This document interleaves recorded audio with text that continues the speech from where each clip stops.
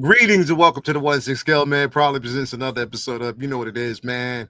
Comic book talk with friends on a Monday night. I'm your host, Leo Rockwood, for the 1-6 Scale Man YouTube channel. Do me a favor, hit that like button, subscribe to the channel, hit that bell notification so you're always up to date as to what we got going on over the channel.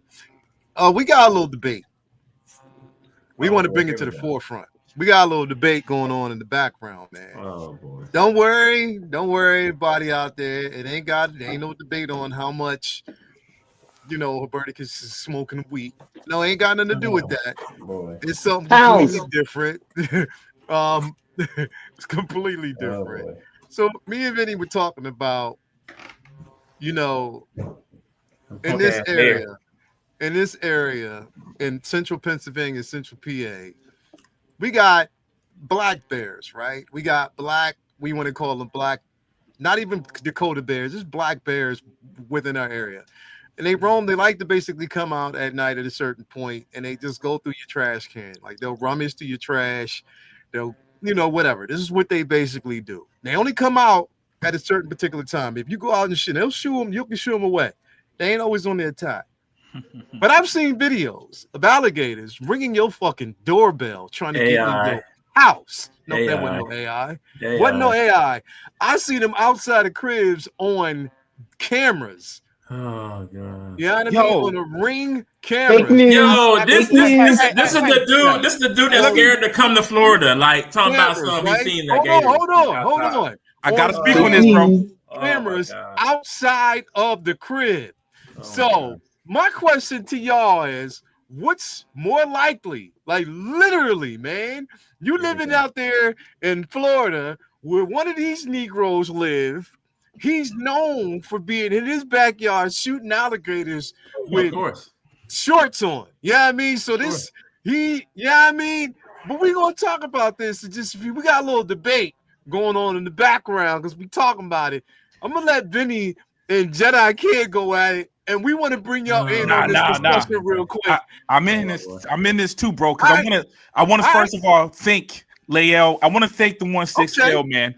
I'm gonna tell you why. Okay. I'm gonna tell you why. Because I got with one of those videos looking at the ring with the kid feeding the alligator. I thought it was real. It was AI. What about that? I thought it was real. Even before AI. This is before AI. All right. This is before AI. All right. I saw these videos a few years back. So I've been around for since 2021. Nope, this is before AI, bro. This is before AI.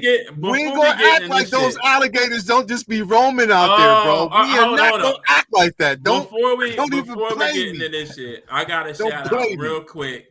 I got my Superman cup in today. I'm so excited. This shit is fire. I opened it and was screaming like a little 12-year-old kid. The company is called Rosarick _ Creations on Instagram. That's the name of the company. Bro, dope box. I love it.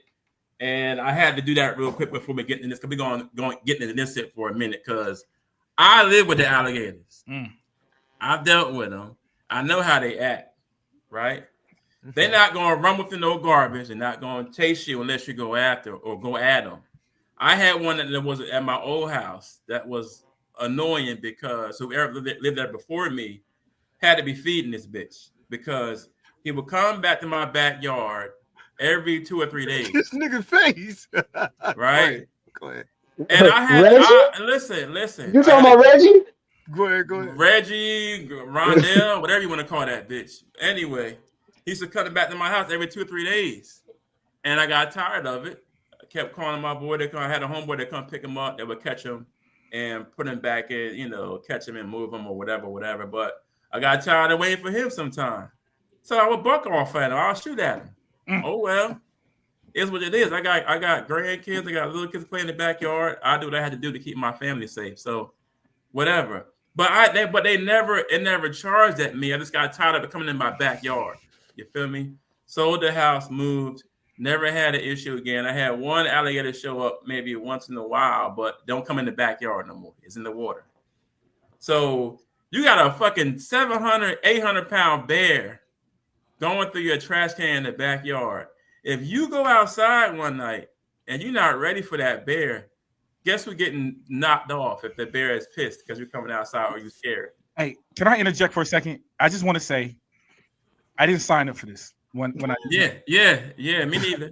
Because I've heard stories, optimistic stories, when Boomer told us about the spider that wouldn't give up, and now I'm hearing stories about killing alligators and bears, bro. This is too much, man. I know. Too much, dog.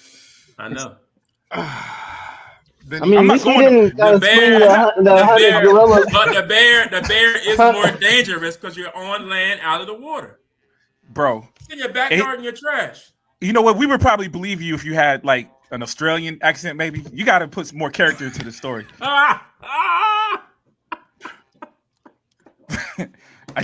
I need more, son. hey, Vinny. This is a knife. It's not a knife. Often, Vinny, how often do we see bears? God. I have heard of bears in the city once or twice. I've never seen a bear live here my whole life, and I work outside landscaping, which means I'm outside every day in this area all day, and I've never seen one. Now I've heard of people saying that they seen them passing and going. My point that we were arguing with Jay backstage is it is very rare to see a bear in this populated area of a city where we're at. Yeah, now if we go out a little bit into the woods, into the sticks, all right, you're going to deal with them more often there. However, gators are known to be on backyards, daytime, just chilling. He was just telling us about them being on the golf course. We all seen Happy Gilmore. They just be going anywhere, fighting golf instructors' hands. Rest in peace, Carl Weathers. Yes. I'm saying that I wouldn't want to face either, but I like my chances on land with the creature that I'm more likely to face on land in any scenario than a creature that I may come across if I'm in or near water. Because there's shit, I have a plan, there's shit I can think of to do if I'm on land. I can run inside a house, I can get in the car, I can try to climb. I can figure something out and maybe have a chance. If I'm in water, I ain't got no fucking chance. No, what you doing in the water with gators? Exactly. You're not going to be swimming in no lake. The argument backstage was, what would you rather run into? I'm more likely to run into if there's scenarios in which I'm probably more likely to run into a gator if I'm near water, and there's just no chance there. Whereas if I'm running into a bear, I feel like I have a better chance of getting away than I do if I'm running into a gator because I'm probably near water. Charlie, you're right. You saw what Charlie just said. That's all. Fact. That's all. I'm not trying to run into either. Trust me. But my point is, y'all, I believe y'all are more likely to deal with gators. To see a gator than you are a bear here. That's what I'm saying, bro. Run into bears in residential areas here. We ain't running into bears on a daily occurrence. Nope. Jay be barbecuing with them. Jay, look. See, man, just give me a trade .5, some zigzags, and a Twinkie, and I'll make sure that the bear is comfortable. Show of hands. I lived in both. Who doesn't have a video of a bear or a gator in their backyard? Yeah. Who can't raise their hand? I got one. That's not at this house. That's at my old house. I had a lake back there too. Yeah. But like I said, and how many did you see? What, at the old house? Yeah, it was just one. It was the same one, right? It was the same one that kept coming back. And Reggie. That dude had the jaws. He had the jaws of alligators. After the same one you saw coming back, right? You used to do, bro. You would put up live videos talking about, yo, there's another one. This little baby that I just saw out there. You would put those videos up at the same crib, bro. I told you. And you can't say, "Oh yeah." Listen, you can't glaze over that. You can't because you said it was. I told you why I sold the house. The person that had the house before me had to be feeding them. That's not on me. They kept coming back, but I'm telling you. I dealt with that. I don't have that at this house. My lake back here is way bigger at this house. I know I don't have that problem no more. Bro's the Gator Whisperer. No, I'm telling you, his name is Gary Gator Meat Ganastro, bro. That's me. Straight up, bro. Like, don't shoot it. Hold on. What's your name, man? Larry? Where you from? Yeah. Texas, man. What the hell you doing all the way out here? I'm Jersey, from Jersey. That's it. It's not my bad. It's my bayou. My bayou, bro. All right, my bayou Monday. My bayou. Bro, take it. I'm telling you, man. So that's what I'm saying. Like, look, I know statistically bears are more lethal. Our argument was that you're more likely to run into a gator in Florida than a bear in the city. It depends on where you live. So the same thing as in Pennsylvania. It depends on where you live if you see bears or not. If you're close to the mountains or to the woods, you'll see more bears. Yeah. If the same thing we're here, if it's closer to like a golf courses or like swamp area, or even with some of your inland lakes or whatever, you'll see gators. But they're not downtown Orlando. Downtown. I will do you one better, bro. I will do you one better than all of these fucking animals. Is back when I used to live in Tatooine, there was a animal reserve, coyotes. They are cranes. They are all types of just like random wildlife would live in this. Is the Mott Rimrock Reserve. And one night we was coming home, and our road was like really on some like Hills Have Eyes shit. It's really not, incorporated. So no lights or anything. Dirt road, bro. Going home, going out. And one night we was coming home, and we saw this like long, like whitish blonde creature just leap across the street. What was it, man? What the fuck? It was a mountain lion. Oh no. Oh yeah. Yeah, nah. I was like, I don't even want to get out the car. I was so glad we was in the car, bro, because the way that thing moved across the road. No. Barbecue, if you out there, you're barbecue. Put that window up. Like I said, I always got a burner on me, bro. I'd have shot the fuck out of that cat. You would have shot him? Yeah, bro. I'm on the Q5 like Washington D.C., bro. Washington D.C. The praying mantis. There's one at my front door. I couldn't get in my house for like 3 hours. Wait. Hold on. Hold up. Yo, you just say prayer, you're not gonna tell me a green roach with praying hands. Listen. Kept you from going in your house. I'm gonna tell you what it did, bro. The joint had his little hands up, right? And this man said praying mantis. Yo, I had my two kids. This is worse than the Spawn statue, dog. I had two kids with me. It was following me, bro. Like I took a step to the left. Come on, bro. I ain't never seen nothing like that. That kind of intelligence in a bug. It's scary. I was out. Yeah. Bro, you said a praying mantis. The praying mantis is the most peaceful freaking bug that you ever gonna come across. All you gotta do is spot at it. It's gonna leave. I didn't get that memo. Oh bro. My God. This nigga was like this, bro, and he was like, "Oh shit, yeah, son." Yo, he was. I took a step to the left. No, bro. This thing took a step to the left. No, bro. I took a step to the right. He took a step to the right. I was like, "Yo, we'll come back later." Hell no, bro. We're talking about all these things that could kill niggas, right? Yeah. Literally, can take you off this planet. We talking about practice. What is Black? There was Black Widow. Practice. Oh my God, yo. Yeah. That's like this bug's. Wait a minute. Hold up.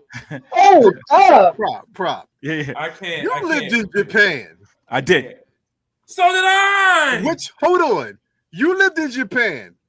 Australasia. That's what they call it. Australasia. Yeah. Australia, bro. Yeah. Where I've seen a huntsman this big. I've seen one that big. I saw one that big with another huntsman in his mouth, or it was holding it. Like A huntsman, bro. We're talking about that. We're talking about those big ass dragons the size of a car that'll walk across the fucking street. Yeah. Right? Yeah. We're talking about lethal ass kangaroos. We're talking about small ass redbacks. Most dangerous motherfuckers. Yep. What that? Hold on, slow down. That was a little quick. Hold on now. Redback. Redback. Yes. I live in California, baby. Redback, all black widow spider, bro. Your ass up and that shit, if it bites you, bro, you better pray to God that you can get to the hospital in such a time. The smaller ones have the less venom. The bigger one is the one. No, the bigger ones have the bigger ones have less venom. The smaller ones, if they bite you, it's a wrap. A little incapacitation, bro. Like that's what I'm saying. It's done. What I'm trying to tell y'all is. What I'm trying to tell y'all is, I ain't trying to get, bro. I ain't trying to get bit by nothing. Is what I'm trying to tell you. They don't bite us. Bro. They don't bite you. They kill other bugs. I could have used that memo. It was following me. Why was it following me? I took a step. It took a step. You went to high school with man. I thought this motherfucker was gonna say, man, that's all this Gila monster, bro. I was like, oh yeah, respect. Oh shit, you done see some exotic shit. I've seen Habu's, dude. I saw Habu curl up and jump into a tree. It was scary. I've seen Huntsman. They're scary. This thing was following me, bro. But you've seen. That's what I'm saying, bro. You've seen the fucking, bro. You've seen. Bro, he was some of the most dangerous fucking things in the world, bro. Yeah. When you said a praying mantis. I've had alligators.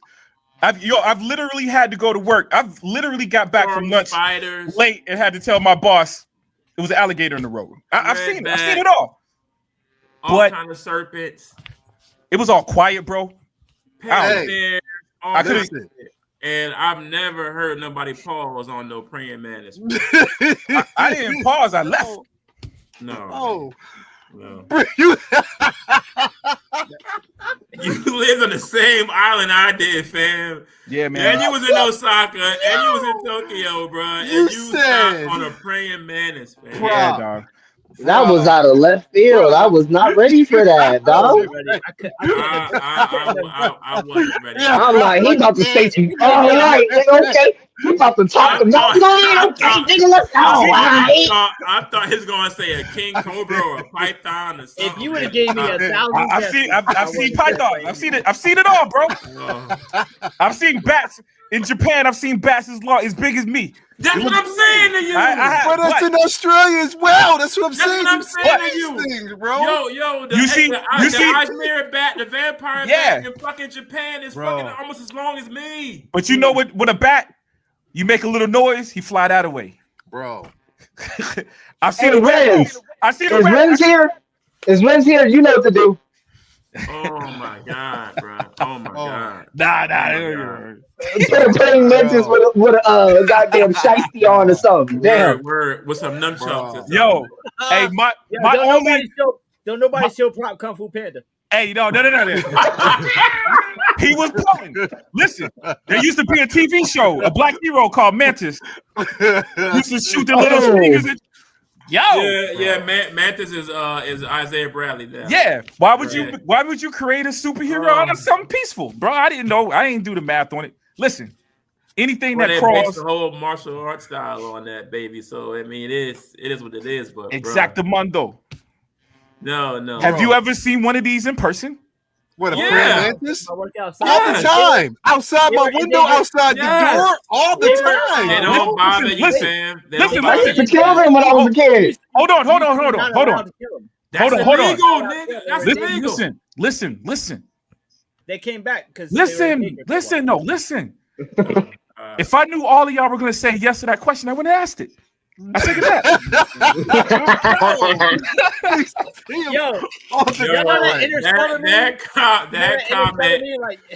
That comment is on the level, bro. That comment is on the level. I mean, my Spawn ain't done nothing to y'all. I never thought you would outdo Spawn, fam. I never thought in a million years. Ain't no wrong. You were I thought you topped it all with the Spawn, bro. You have laid Spawn to rest, man. You have laid his ass to. You have laid Spawn to rest. Bro. Man, yo, you're a praying mantis from now on, bro. This praying mantis is going to be a running joke. I cannot believe this is going to be a running joke for a long period of time. Yeah, there's going to be memes. Yo, he is never going to. Hey, where's Carolina at, man? No. I feel like I wasn't the only adult there. Yo, you lived on the same part of the island, bro, that I was at. You was in Osaka. You was in Okinawa. You saw vampire bats, big as fuck. Yeah. You Habu. saw fucking Habu. You saw the redbacks. You saw the mongoose. You saw all kind of shit. You gotta stop saying Habu because this shit is killing me. The word itself, nigga, is killing me. Mantis is the one that pushed you down. I cannot believe it, bro. The funny part is it was creepy. The funny part is, I know at one. I think I got it on tape too. I think I videotaped it. Tonight, I guarantee you, at one point tonight after the show, after tonight's show, Robertus is gonna be sitting in his crib and he's gonna be like this. This nigga really said praying man. I'm doing it now. I'm doing it now. I can't believe it, dog. I can't believe it. Bro. Wow, Prop. You just outdo yourself all the time. Bro. Hey, I never thought he would go beyond Spawn, bro. I thought he was gonna say, man, I've been in the jungles of Mandingo. I saw a fucking bullet ant. I got stories, dog. Something crazy. Bro. Dude, y'all arguing bears and out. I saw a bear and alligator on the same day in Florida. I've seen it all. But I had never seen. Let me just warn you, Bob. I've never seen a mantis. We do have black bear down here, though. The same day, bro. No, that's up north. Yeah, that's why the next GTA is set in Florida. Like, has to be. It's the best setting for a place like. Yo, I was on Herbert Field, man. That's Eglin Air Force Base.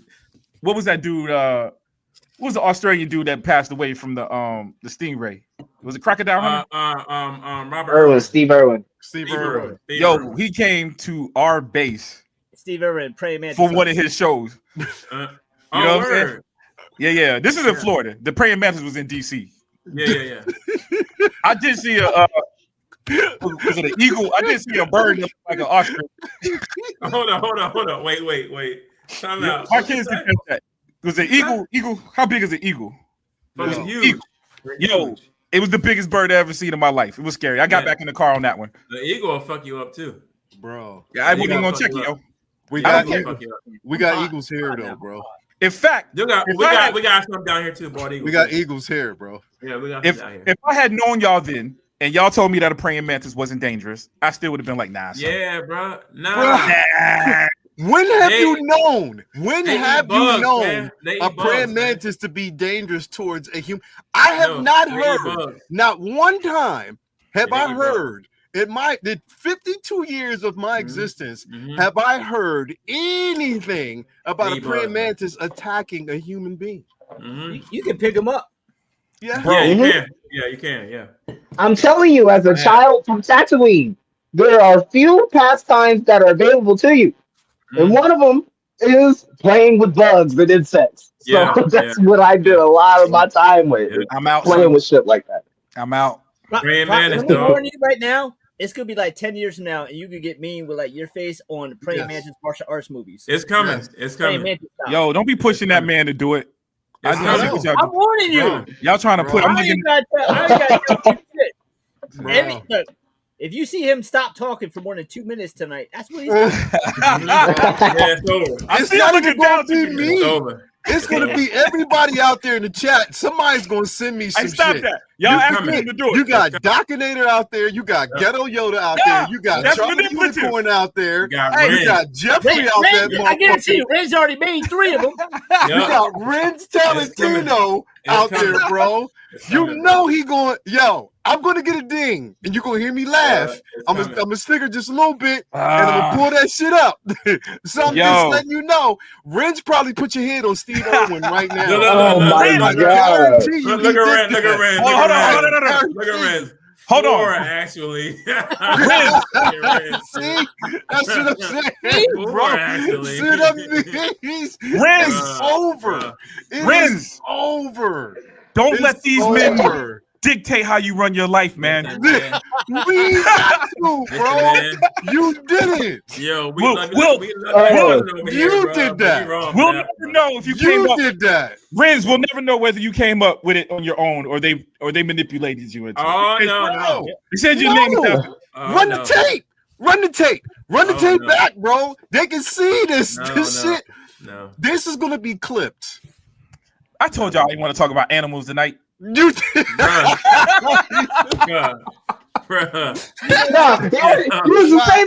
You said, "Oh man, Vinny and Jedi can't finna get in this." You was like, "Well, I have something to add to that as well." You did. You did do that. You did do that. I ain't sound like that. You gotta do a better impression than that, bro. This shit is hilarious, bro. Wow. I cannot believe bro. Y'all funny, man. Yo, Boomer, man, I was just on your side with the spider story, bro. It was one of the optimistic spider stories. I was just saying, you could have stayed out. You could have avoided this. I could have stayed out. Man. But not the menace, dog. Not the menace. Bro. I can't believe it. I can't believe it. Bro, you gonna be the topic of kung fu movies. Yep. You gonna be the topic of Steve Irwin. I'm literally, bro. Anything with Jackie Chan, with drunken kung fu or praying mantis style. And don't let Renz erase one of your T-shirts, your emblem, and put a praying mantis on that shit, bro. Oh, it's over. Because you know he gonna do that shit, bro. I'm just letting you know. It's over. Oh man. I'm just letting you know. That is too hilarious. It's coming, bro. It's coming, and it's too late. Yo, Vinny, where Vinny at, man? Where you going, man? I gotta have eyes on you, man. I need to have eyes on you, man. Hey, I've never seen somebody do that virtually. That always happens in real life. That nobody ever does that virtually. Now, where you going, bro? I need you. Yeah. Yo, Vinny dipped out, bro. If y'all gonna be doing memes, you gotta do that on your time, baby. That boy got nervous as fuck. Like, wait, where Vinny at? Yo, Vinny out here putting out posters in 3 hours, bro. I need to see. I need eyes on you, man. Yo. Oh man. Vinny went dark. That boy got nervous, dog. Hey, man, you missed nothing, baby. You missed nothing. Yo, these boys tripping, man. They tripping, bro. They tripping. Uncle Ben, run the tape. Run the tape back. When you get done, run the tape back. The beginning. They tripping, son. We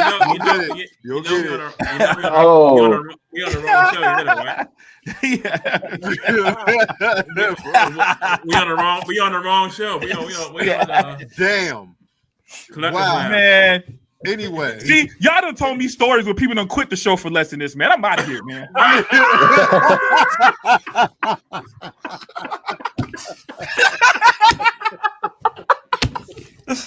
I feel like y'all try to prove that I'm not sensitive. What's going on right now? I ain't going nowhere, y'all. He's not a prophet, but he's not wrong.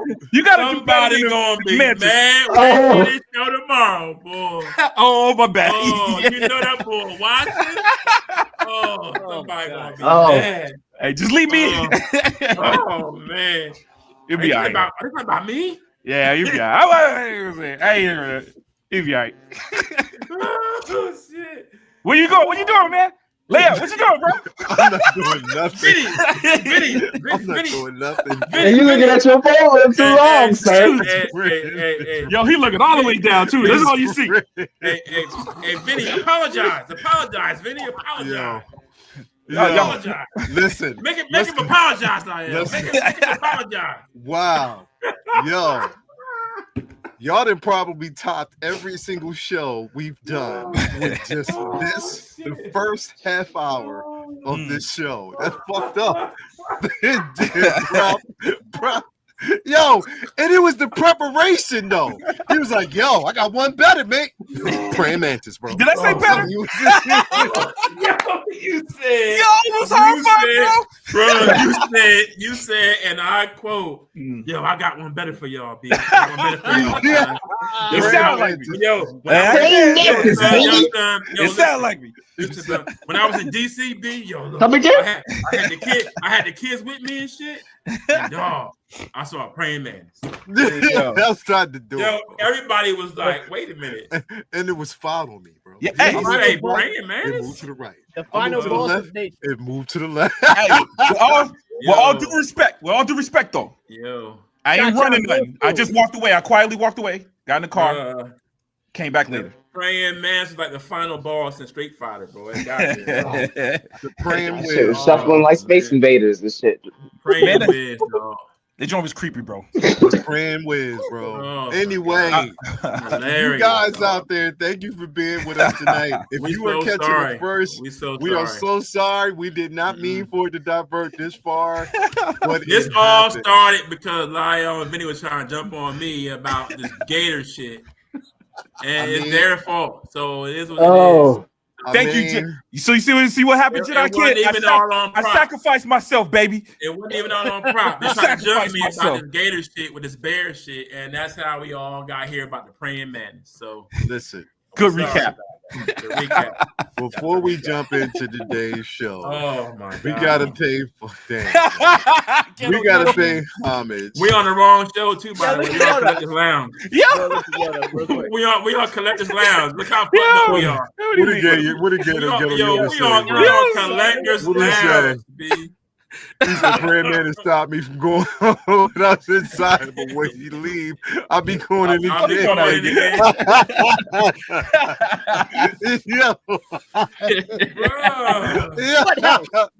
What house?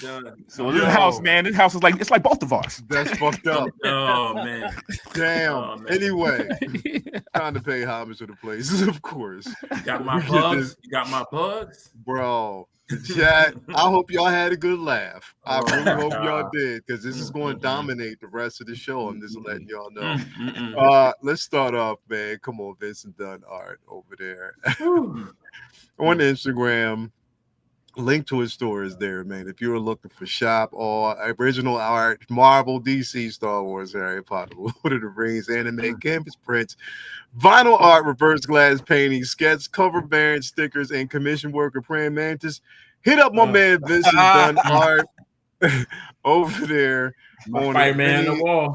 Vinny, what you got to tell him, man? What else is going on, bro? Buy two, get one free on all regular 11x14 size prints at all times. You need some commissions, some family portraits, anything like that done for Christmas season coming up, or just to get some stuff for your family for their walls or for yours. Feel free to hit up. My store link is on my Instagram page at Vincent Dunn Art, and link to my store is there. So feel free to check it out. You see anything you need, I got you covered. I appreciate you. Shout out as always, bro.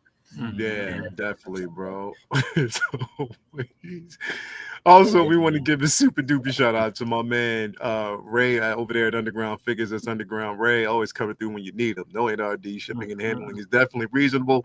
Sign up for that newsletter so you're always up to date as to when your figure's going to arrive and new figures being revealed. On top of that, create yourself an account because you never know when there might be free shipping or a discount code on a figure of choice, man. Definitely hit him up and he'll take care of you as he always does. Also, got to give a shout out to my man Ray over there at Hawkwar's Toys. It's Hawkwar's Ray. I just got my Legolas in this week, so thank you so much. Actually, last week, thank you so much for that arrival, man. I'm definitely thankful for that. Again, one-stop shop for NR Figures. On top of that, proud sponsor of everything that we got going on over there at the Figure Flex Friday Facebook group. You get the comic book stickers, the figure, the works. Hit him up. He'll take care of you. Also, we want to give a shout out to my man, my bro. You already know who it is. Jake over there, Jacob himself over there at Comic Relief and Comic Collectibles. Now, I do want to let y'all know, because right now he has a pretty much a giveaway going on right now. If you don't already know, we'll let y'all know.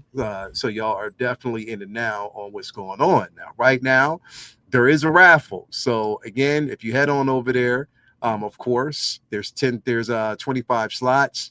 Up for raffle this time is an NR Legolas 1/6 scale figure, sealed, never opened. And of course, if you head on over the page, you'll see how it works. There's 25 slots. Each spot is $26 each. Pick whichever number of spots you want. Once all spots have been filled and paid for, then we will go live and spin the wheel to determine the winner. Unlike before, I won't be the last man standing. So definitely make sure you head on over there. And if you want to get your chance to actually get yourself a Legolas, trust me, you do not want to miss it. Get yourself over there. At least get one of these numbers here, man, for real. He'll definitely take care of you as always, man. So shout out to my man, Jake over there at Comic Relief, Comic Collectibles, as always.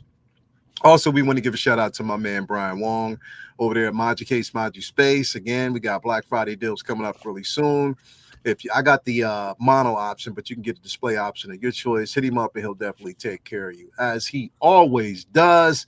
And last but definitely not least, got to give a shout out to our girl, Tina Cruz, El Deluvio, over there on Instagram and Facebook. If you're looking to take your figure experience from here to there, hit her up and she'll definitely take care of you as always, man. Prop, you got me effed up about that praying mantis, man. Yeah.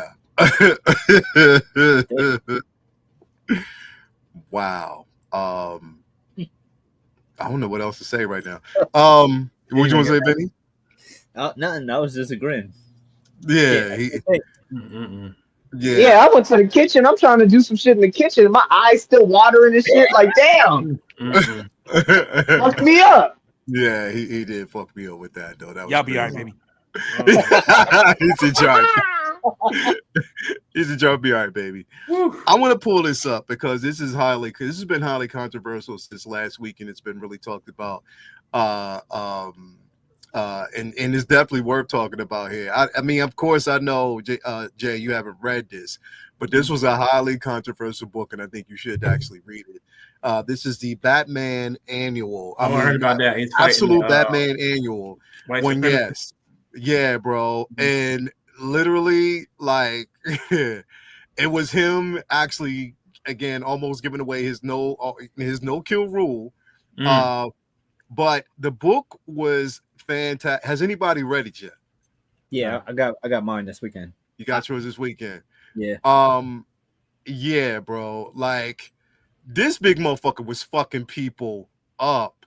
And it was basically what it was based on is his first entry. Even him finding for the first time his, well, you might as well call it the Bat Tank, the Batmobile itself.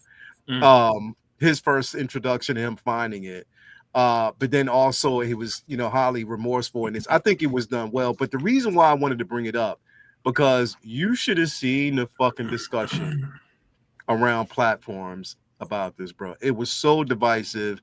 And humanity, it proved to me that humanity is fucking flawed, bro. Like literally flawed. Oh, they were mad about bro. I didn't expect to see some of the shit that I saw, some of the comments that were basically made, and how, okay, now DC is pushing an agenda. Now the white man ain't safe and all this other stuff. Ooh. I'm like, what? Wow, bro. I saw this and it was absolutely incredible. I mean, here's the thing. Now that'll make me go buy this book. Whether or not it was bots or not, I mean, and again, they knew exactly what they were doing, and they must have known that and they knew before they dropped it, there was going to be a discussion, but it was definitely centered around, and you had to read the book to really know the content around it. But literally, I think some of it might have been bots, but bro, like why would you think it's bots in today's world though? Like I feel like it's enough. I can see them. I know. I'm trying. You know what? It's me trying to give it the benefit of the doubt. Put it that way. And I know, bro. I know the obvious, but yo, this sparked so much controversy around the comic book fandom universe, bro. Like really, some of the stuff that I actually seen. Like even like some of the pundits, some of even the government official pundits and shit like that. Whoa. Like this shit was crazy. Yeah. Crazy. So it was government officials saying shit about this shit too? Bro, like everybody, like literally everybody. But here's the thing. It was a small pocket. It was just a simple fact that the shit was said. Can I give some backstory on it though? Yeah, go ahead. Yeah, man. So Nick Dragato is the one who draws regular Absolute Batman, but this issue is written and drawn by Danny Warren Johnson. I've talked about him before with Wonder Woman Dead Earth. He's worked on Transformers. He's done a bunch of stuff. One of the hottest artists in the game right now. His work is absolutely phenomenal, and it's extremely well displayed in this book. A couple of weeks ago, well, I don't know, maybe almost a month ago now, he promoted a teaser for this book with Absolute Batman choking out a police officer on his Twitter. And that picture of Batman choking a police officer out of context I need this. Sparked tons of course political discord from outside of the realm of comic book fans. It became like a national news thing and people were talking about it, and it started all this conversation about Batman wouldn't attack a cop, and then other people saying you must not know Batman because if it's a dirty cop, he sure enough would attack a fucking cop. And then when you actually year one Batman, bro, he punched the cop through the wall, son. Yeah. No, he beat up a whole strike team. Exactly. Like if there's reason to, it don't matter. And then when you actually read the issue, these are cops who are crooked cops, or we all know that they exist. Cops who are also Klan members, and going from officers to overseers, and putting on masks to blend in with the mob that was trying to brutalize and get rid of people squatting homeless, and they wanted them people who don't look like them out of their town. And Batman, this is a younger Batman, not quite the Absolute Batman we've seen even in his also young years in the regular book. This was an annual, so it's outside the regular storyline book. And these things are very often like throwaways. Like they're usually just kind of like just a side adventure. But this one was like really poignant because it wasn't just about him fighting these guys. It was also a very philosophical book on his take of flashbacks with his father as to what to do. It was very great power comes great responsibility ish, without being on the nose. Talking to his father about what to do with their privileges that they have, and how his father uses his money and stuff like that and his power, and what to do if you come across a bully and how to not become a bully yourself. And then that comes back into play when he has to take these people out without becoming a killer and brutalizer like them. So it's a very, very great story. And then, but on top of that, Danny Warren Johnson's art is fucking incredible. Again, highly recommend y'all pick up Wonder Woman, Dead Earth, and his Transformer stuff, and just anything that he's doing that he's been on has been just gold. So this is an absolute must pick up. My regular comic shop's a little bit far out, so I went to a closer one to make sure I got my copy. And one store didn't have it. I went the whole other way across the shore and called ahead and made sure I got one at the other store, and it was sold out at both places. I got the last copy at the other place. So it's doing good numbers. It's yet another shining beacon Absolute Batman has been and industry right now, because a lot of people are taking to it, is crossing over. A lot of people who aren't typically Batman or comic book fans are talking about it, and it is with great warrant because it's a fire issue. It's a fire fucking issue, bro. Like literally, and how it's done is, you got it, bro. It's because the thing is, even the things, it's the morals of the story itself. Yes, there are principles. Yes, basically it's something that, again, his whole, put it this way, bro, it deals with an aspect of humanity where we aren't perfect. And when pushed to a certain point, you would have reacted the same way, especially for a town where things, and we have crooked cops and the system is just completely broken. And to kind of turn the other cheek is it's nah, like it's just a no-go. And even when he, the sentiment of him saying, well, yeah, I know that, but no, they deserve what they're getting. You know what I mean? So, bro, it's a deep cut when it comes to it.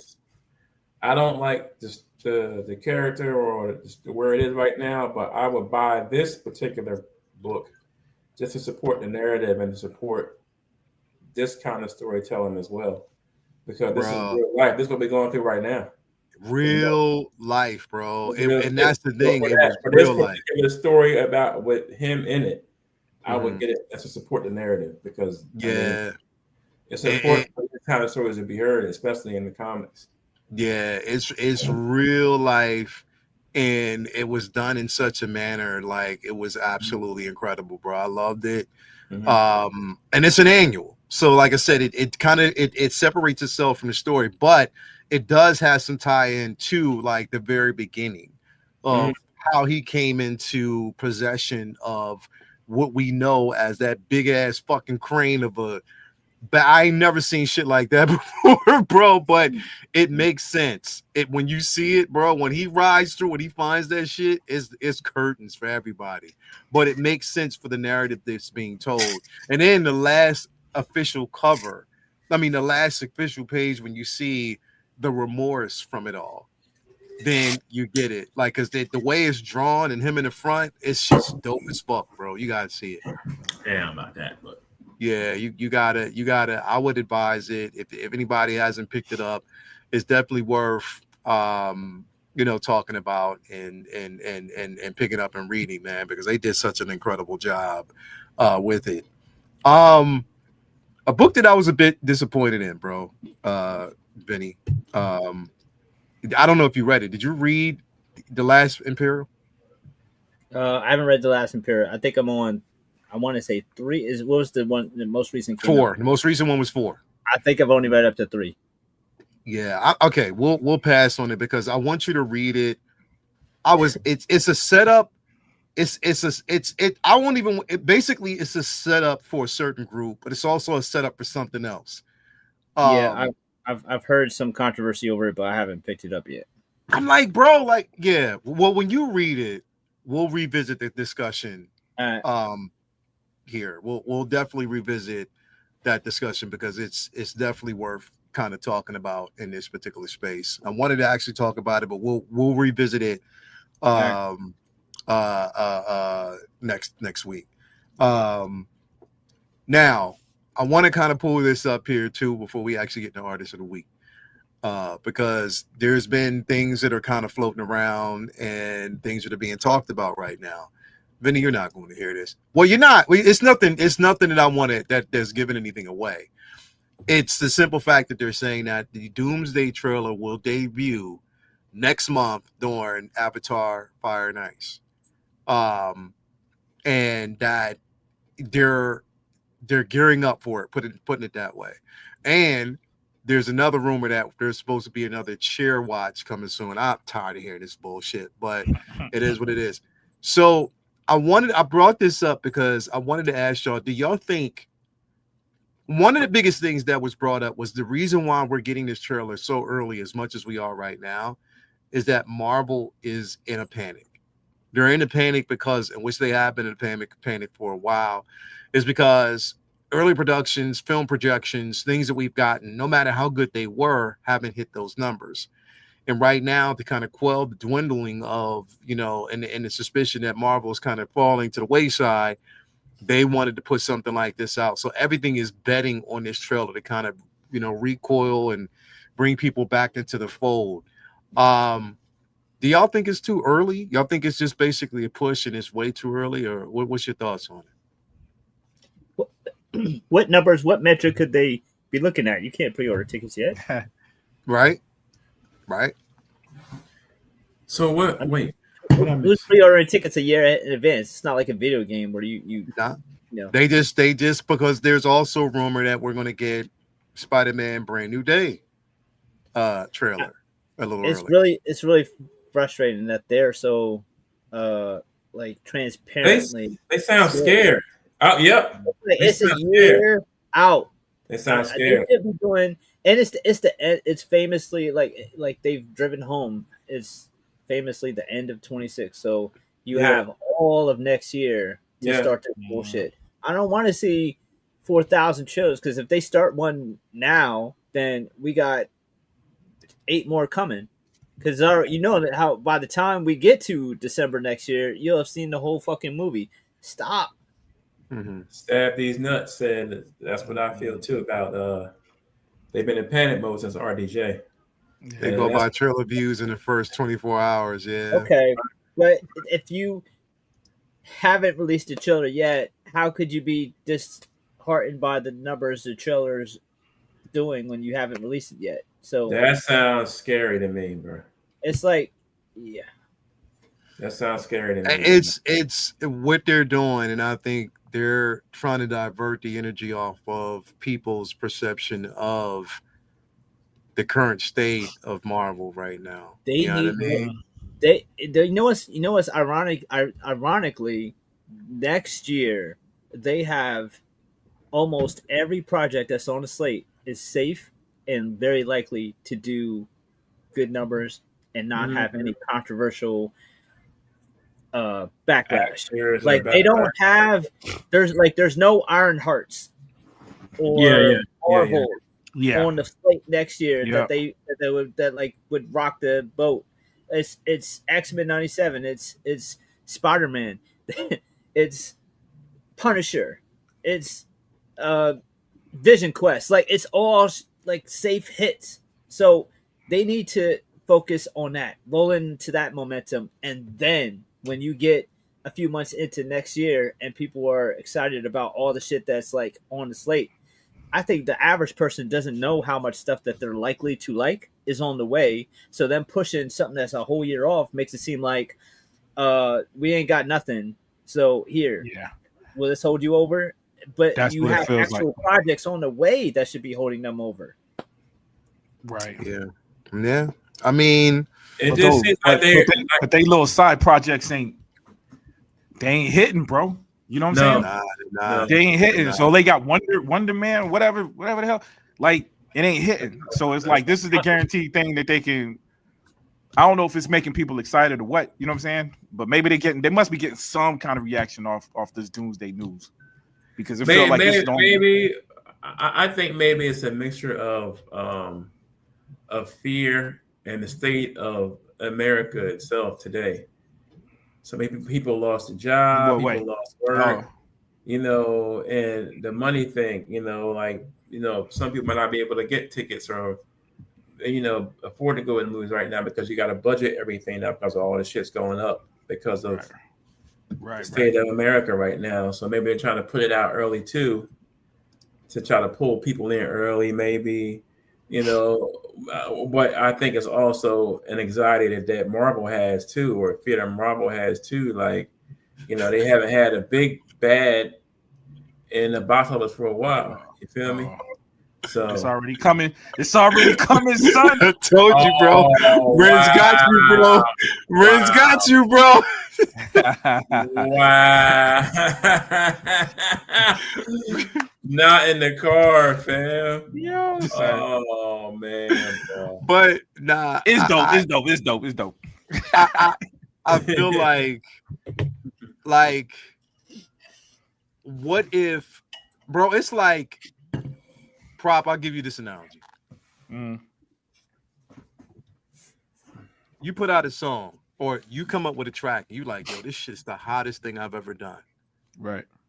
I gotta put this shit out. I gotta let motherfuckers hear this shit. And your response in your head, you're like, yo, motherfuckers is going, this shit right here is going to hit. Motherfuckers gonna feel this shit, right? Right.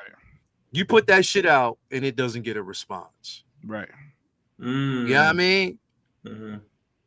So in your head, you're like, fuck, that didn't work. Yeah. You put all your trust in that. And here's the thing. Maybe the trailer will drop. I know Vinny ain't gonna watch it, but maybe the trailer will drop and it'll be dope. Yeah. But they better hope damn well sure it is, bro. Like they better hope. Because the thing is, I think it's because you still got groups of motherfuckers that still are not convinced about Robert Downey Jr., bro. Yeah. A big majority. A big majority, bro. It's a move that don't make sense, man. It's stupid. Yeah. It's literally you got a whole bunch of motherfuckers that still are not convinced. Movement on that one, bro. They still think that that's a bullshit move by Marvel. You know. Now we counting on his acting. I mean, the dude is brilliant. They have investors. They do. These films do have investors. Yep. What you say, bro? Yeah, that's true. I was about to say, dude is a brilliant actor. You know what I'm saying? So, yeah. I'm gonna tune in because of who he is. From me, yeah.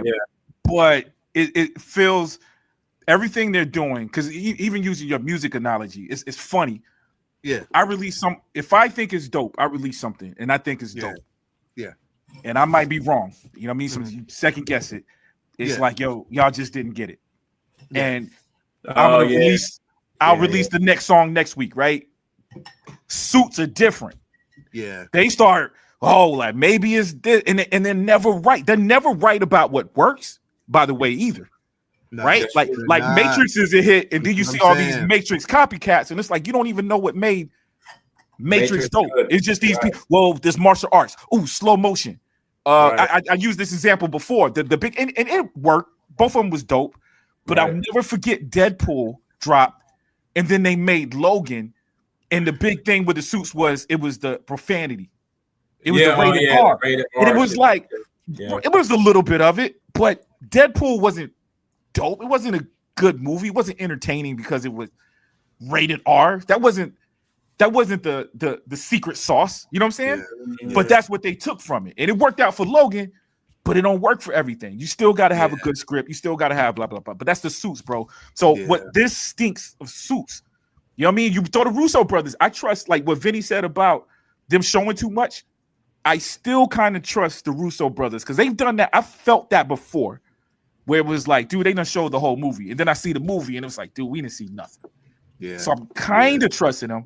But then there's that part where it's like, I don't know if they're driving the car, bro. I don't know if it's the Suits or him.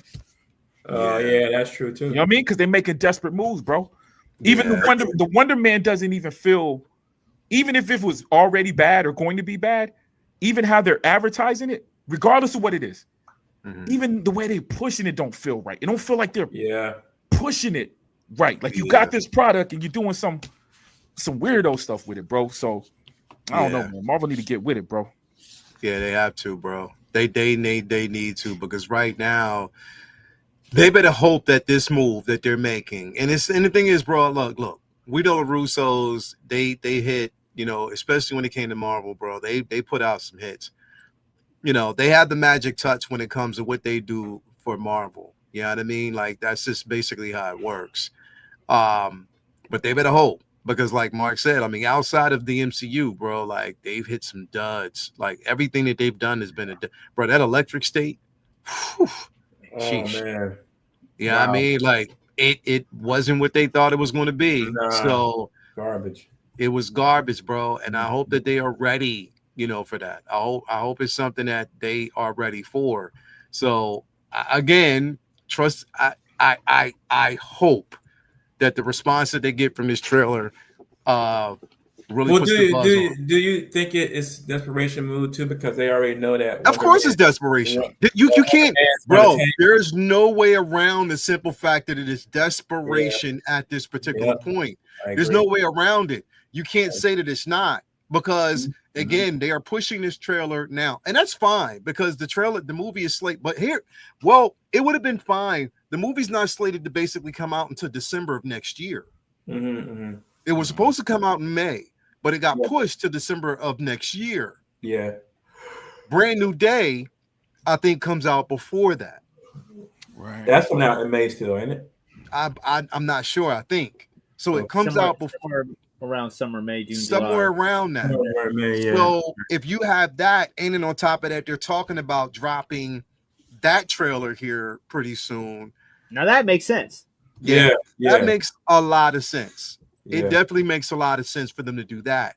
But this, I'm like, okay, all right, we'll see. Because it just looks so scary. I gotta see that suit, bro. It's time to see that suit, and it's like post-editing glory, bro. Yeah.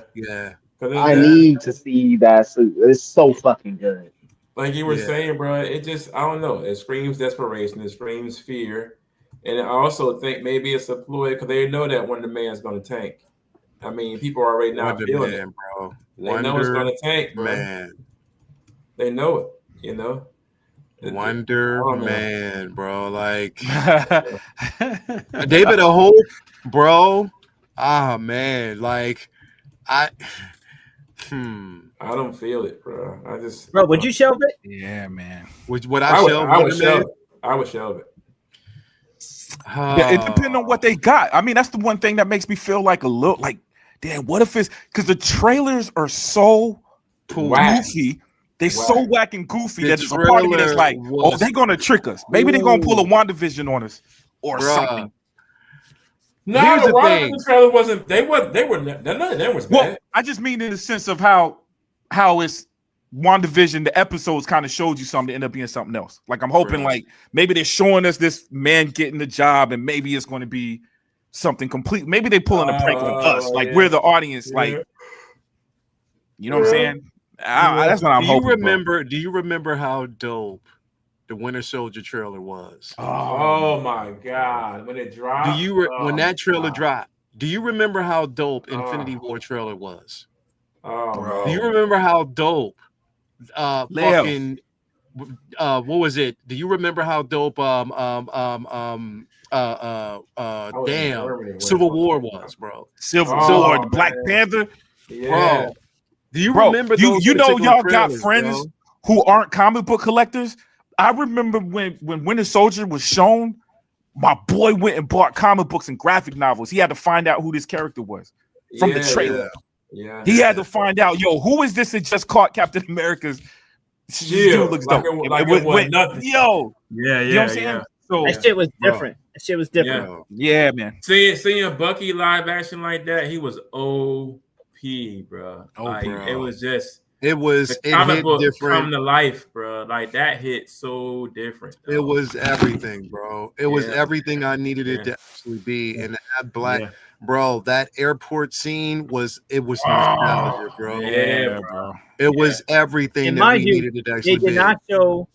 They did not show Giant Man in any of the trailers before the movie came out. No. Or Spider-Man, remember? No. Well, Spider-Man was cut out of the trailer when they was running towards each other. He was the last trailer before. Right. They show him get with Captain America's shield. That was the last trailer before it dropped, and everybody went absolutely ape shit to see the new suit. You know, so yeah, man. I had to go to the movie with a condom. There it is. Bro, it was everything, and that's what I'm saying. So this one, it has to hit. Because no matter how, and I watched it today. Yeah, that was dope. I fucking love. That was dope. I love, and I will say this again. I fucking love the Fantastic Four, bro. I love that movie. I watched it again with when I got the 4K last week and watched it again. Yeah, it's nearly a perfect movie in my opinion. And that's what I'm saying. It is nearly a perfect film in my opinion, aesthetically. Everything that I needed to be and more. And I even I know people didn't like Shia LaBeouf, but she was dope in the fucking movie. I loved it. I loved everything that I got. It's Perfect. Dope. It was perfect. So that's what I'm saying. I watched.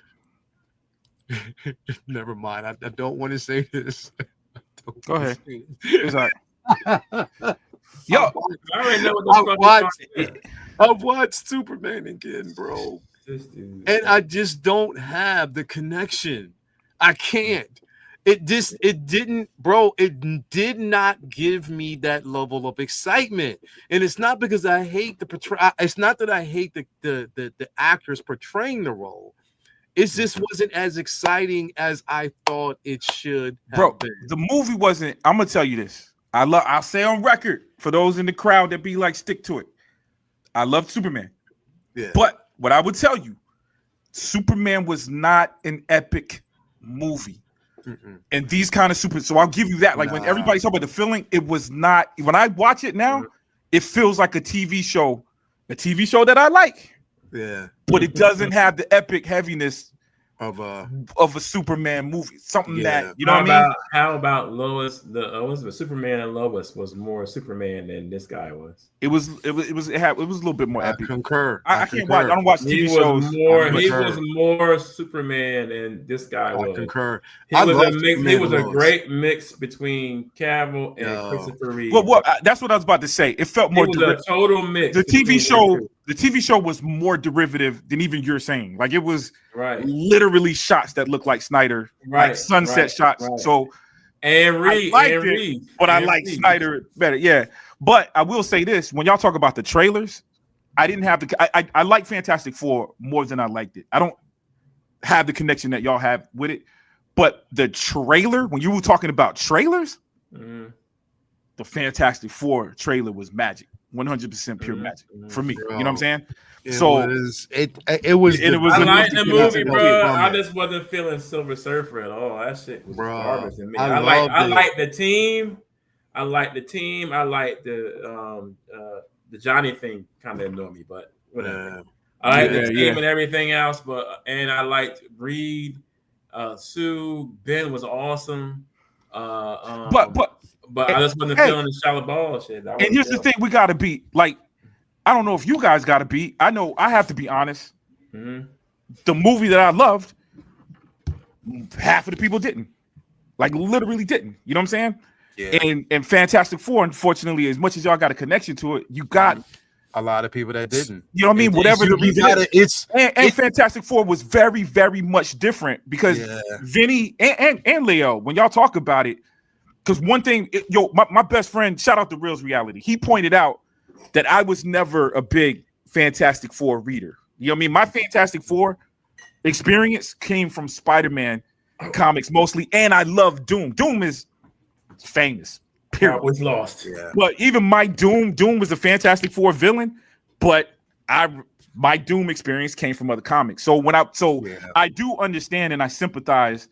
When I watch it, I know that's Fantastic Four. Like I can't tell you this movie would have been better XYZ. You know what I'm saying? So that's a little bit different. But I can look at the people. I can clearly see the difference between Fantastic Four and what the Russo brothers were doing.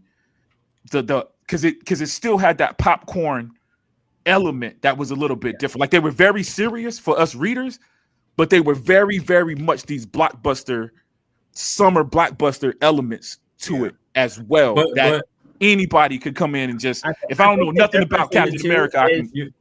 You know what's I think the difference in the two is I feel like Shackman kind of tried to make a Fantastic Four movie that was an homage to Kirby, so it felt very much a Kirby Fantastic Four.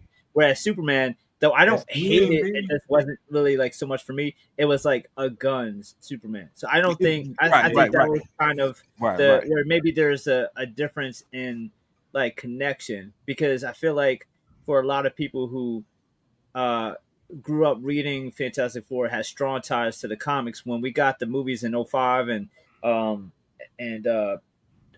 07 and then like of course 15, none of those movies felt like the comic books. And then even so far as some of the producers were making those movies like that was intentional and they didn't like the comics, whereas this one was very much a love letter filled with stuff that comic heads like loved and adored. And I felt like it was a great crossover, like mass appealing film, but I feel like people who were used to a certain formula may not have been. It might not have hit with them because they weren't necessarily. But I think people who were less likely to be readers, but more likely just enjoyed like overall good popcorn films, maybe enjoy Superman more because that it was a little bit more accessible. Right. If that makes sense. But see, even with Fantastic Four that I love too was a whole shout out to Stan Lee and Jack Kirby. That was dope. Yo, fantastic! Yeah, them in the window, that was raw to see. Like the guys, you knew who they were if you were a comic book reader. You knew that was a dedication to Jack Kirby and Stan Lee together, looking out the window. Right. That was dope. Yeah, but I think Marvel, even with Fantastic Four, how it was like the audience was split down the middle. I think with you like it or you don't. And Marvel hasn't had that whole united audience in a while, bro. Not since, when we're talking about Winter Soldier, or or Endgame. You know what I'm saying? Where they had that united front, like Marvel is here to stay. Because you already had the characters, right? That people knew, and what I learned through that era. Is that you didn't even which Batman, if you go back even to 89 Batman and all that, these were characters that everybody recognizes and know, but you really don't know these characters, right? Yeah. But you feel like you do. So when Captain America dropped, you might have never read a Captain America comic book, but he's so in pop culture in such a way that you know what I'm saying? And Fantastic Four feels like that. And again, I go back, y'all was readers. For me, Fantastic Four was my dad's thing. When I was growing up, my dad was talking about Fantastic. So for me, Fantastic Four was always that old school. Yeah, when I was young, I used to watch this cartoon, the Fantastic Four cartoon. When I was bragging about Spider-Man, Spider-Man was my cup of tea. You know what I'm saying? And and Lone Ranger is one that flopped that I felt like was that like Lone Ranger wasn't gonna connect to no. Not to no young. You know what I'm saying? Yeah, dog. Like you know how old that joint is. So. I think it was a little bit of that. Now, I will say this, though. I think Fantastic Four on TV, on streaming, because the movie as well, even when I dissed it, it's on record. It's a well-made movie. And that when it hits streaming and people are able and not worrying about having to spend money, because really that's all I'm saying. I'm definitely excited for the streaming drop because I feel like with Thunderbolts dropping on streaming, Fantastic Four dropping on streaming. I feel like this gives, like you said, people who are like, man, like I'm checked out of what Marvel's doing. This builds the momentum back to give them that good faith again. Because I feel like, like you always say, winning solves everything. And they put out enough hits, then they won't have to do this desperate shit like, showing you 4-hour trailers of every single catering employee. And showing you, every single still a frame from the fucking film. Like, nah, just put the movie out. Give us a couple trailers. I think just throw that shit on. Yeah, I think some of the. So here's the thing, bro, and where we at? We have to. I honestly believe that people have to separate this whole concept of it's a failure if it doesn't make this amount of money, or it's a failure if it doesn't do this number, because and the reason why I say that, bro, is because of the simple fact that right now with streaming platforms, and you mentioned that, it's the simple fact that a lot of people aren't going to go to the theater because they know that after 45 days or 50 whatever, it's going to wind up on VOD and it's going to wind up on streaming. They don't factor that in. Because back in the 90s and 2000s, when the movie came out in the theater and it just did okay, but then it hit home video and people bought the VHS or the DVD. A movie like Austin Powers that was just in the theater comes a cold hit and everybody buys the DVD. They factored that into whether a movie was going to get sequels, whether it was going to get they factored that into the package. But, and now it doesn't make sense that if a film drops in the theater and only makes $100 million, $150 million, but then at home, everybody's online watching it. That's exactly what the fuck you're hoping for. You know why it is? That you have subs. So like, if I'm buying it on VOD, if I'm renting it on VOD, if everybody's streaming it, but yet they didn't go to theaters because people don't go to the theaters like they used to. Yeah. How are you calling it a flop when they did all the other things that you were getting money from? I'm gonna tell you why. You're only getting money from the theater. I'm gonna tell you why. So two different things. One, that old process of DVDs, those movies never applied to. Well, we weren't making no $200 million, $300 million movie, $200 million movies. For one thing. So it was a different kind of thing, right? You're talking about under $100 million, probably under $50 million movies that was making that money back. It was more independent movies. But the whole process, and I read this Netflix when Netflix was, I think Bird Box was like one of their first big movies that they did. Right? Oh yeah, Bird Box. Yeah. The way they explained their movie process, right? Because everybody was like, "How is Netflix going to make money off movies?" You don't. These are expensive commercials because we're buying advertisement anyway. We're making this movie. We're probably going to lose some money at first, but we're going to gain subscribers. I think the problem with Marvel, with these superhero thing, well, Marvel specifically, right? I don't even know if DC is like this. Yeah. But Marvel is so attached to Disney right now. Mm-hmm. Who on the panel doesn't have a subscription for Disney? You know, as long as Jimmy Fallon is on. Fallon, but Jimmy Kimmel. You know what I'm saying? Yeah. We had to take a break for a little while, but for the most part, we're already. So these $200 million, $300 million commercials aren't gaining the subscribe. You're right, the VOD, but not the subscribers that they would get and at least be able to say, hey. But that's what's frustrating because so I can't think of many like made for Disney movies in the same vein as Netflix, but there is made for Disney like TV shows and stuff. But when that shit drops on Disney Plus, that still goes towards the theory of they're subbing because maybe they go to theaters to see Fantastic Four and maybe they didn't buy it on video, but they're gonna come sub to watch it on Disney Plus when it drops on Disney Plus. Right. So if Bird Box it costs you $200 million and that's okay, it didn't even make any theater money. It was straight put out for as an advertisement, just like 1,000 other originals, right? And we all know that they basically eat those because there's no external paper, there's no actual money.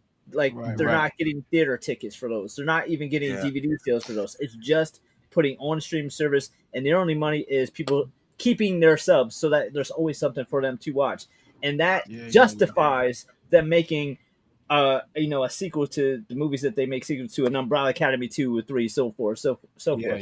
Why it's crazy to me that it's like all that logic to blow that money goes out the window when it comes to it's in theaters first, then comes there. So at least in theaters first, you're making some of that back, and then it's going to streaming.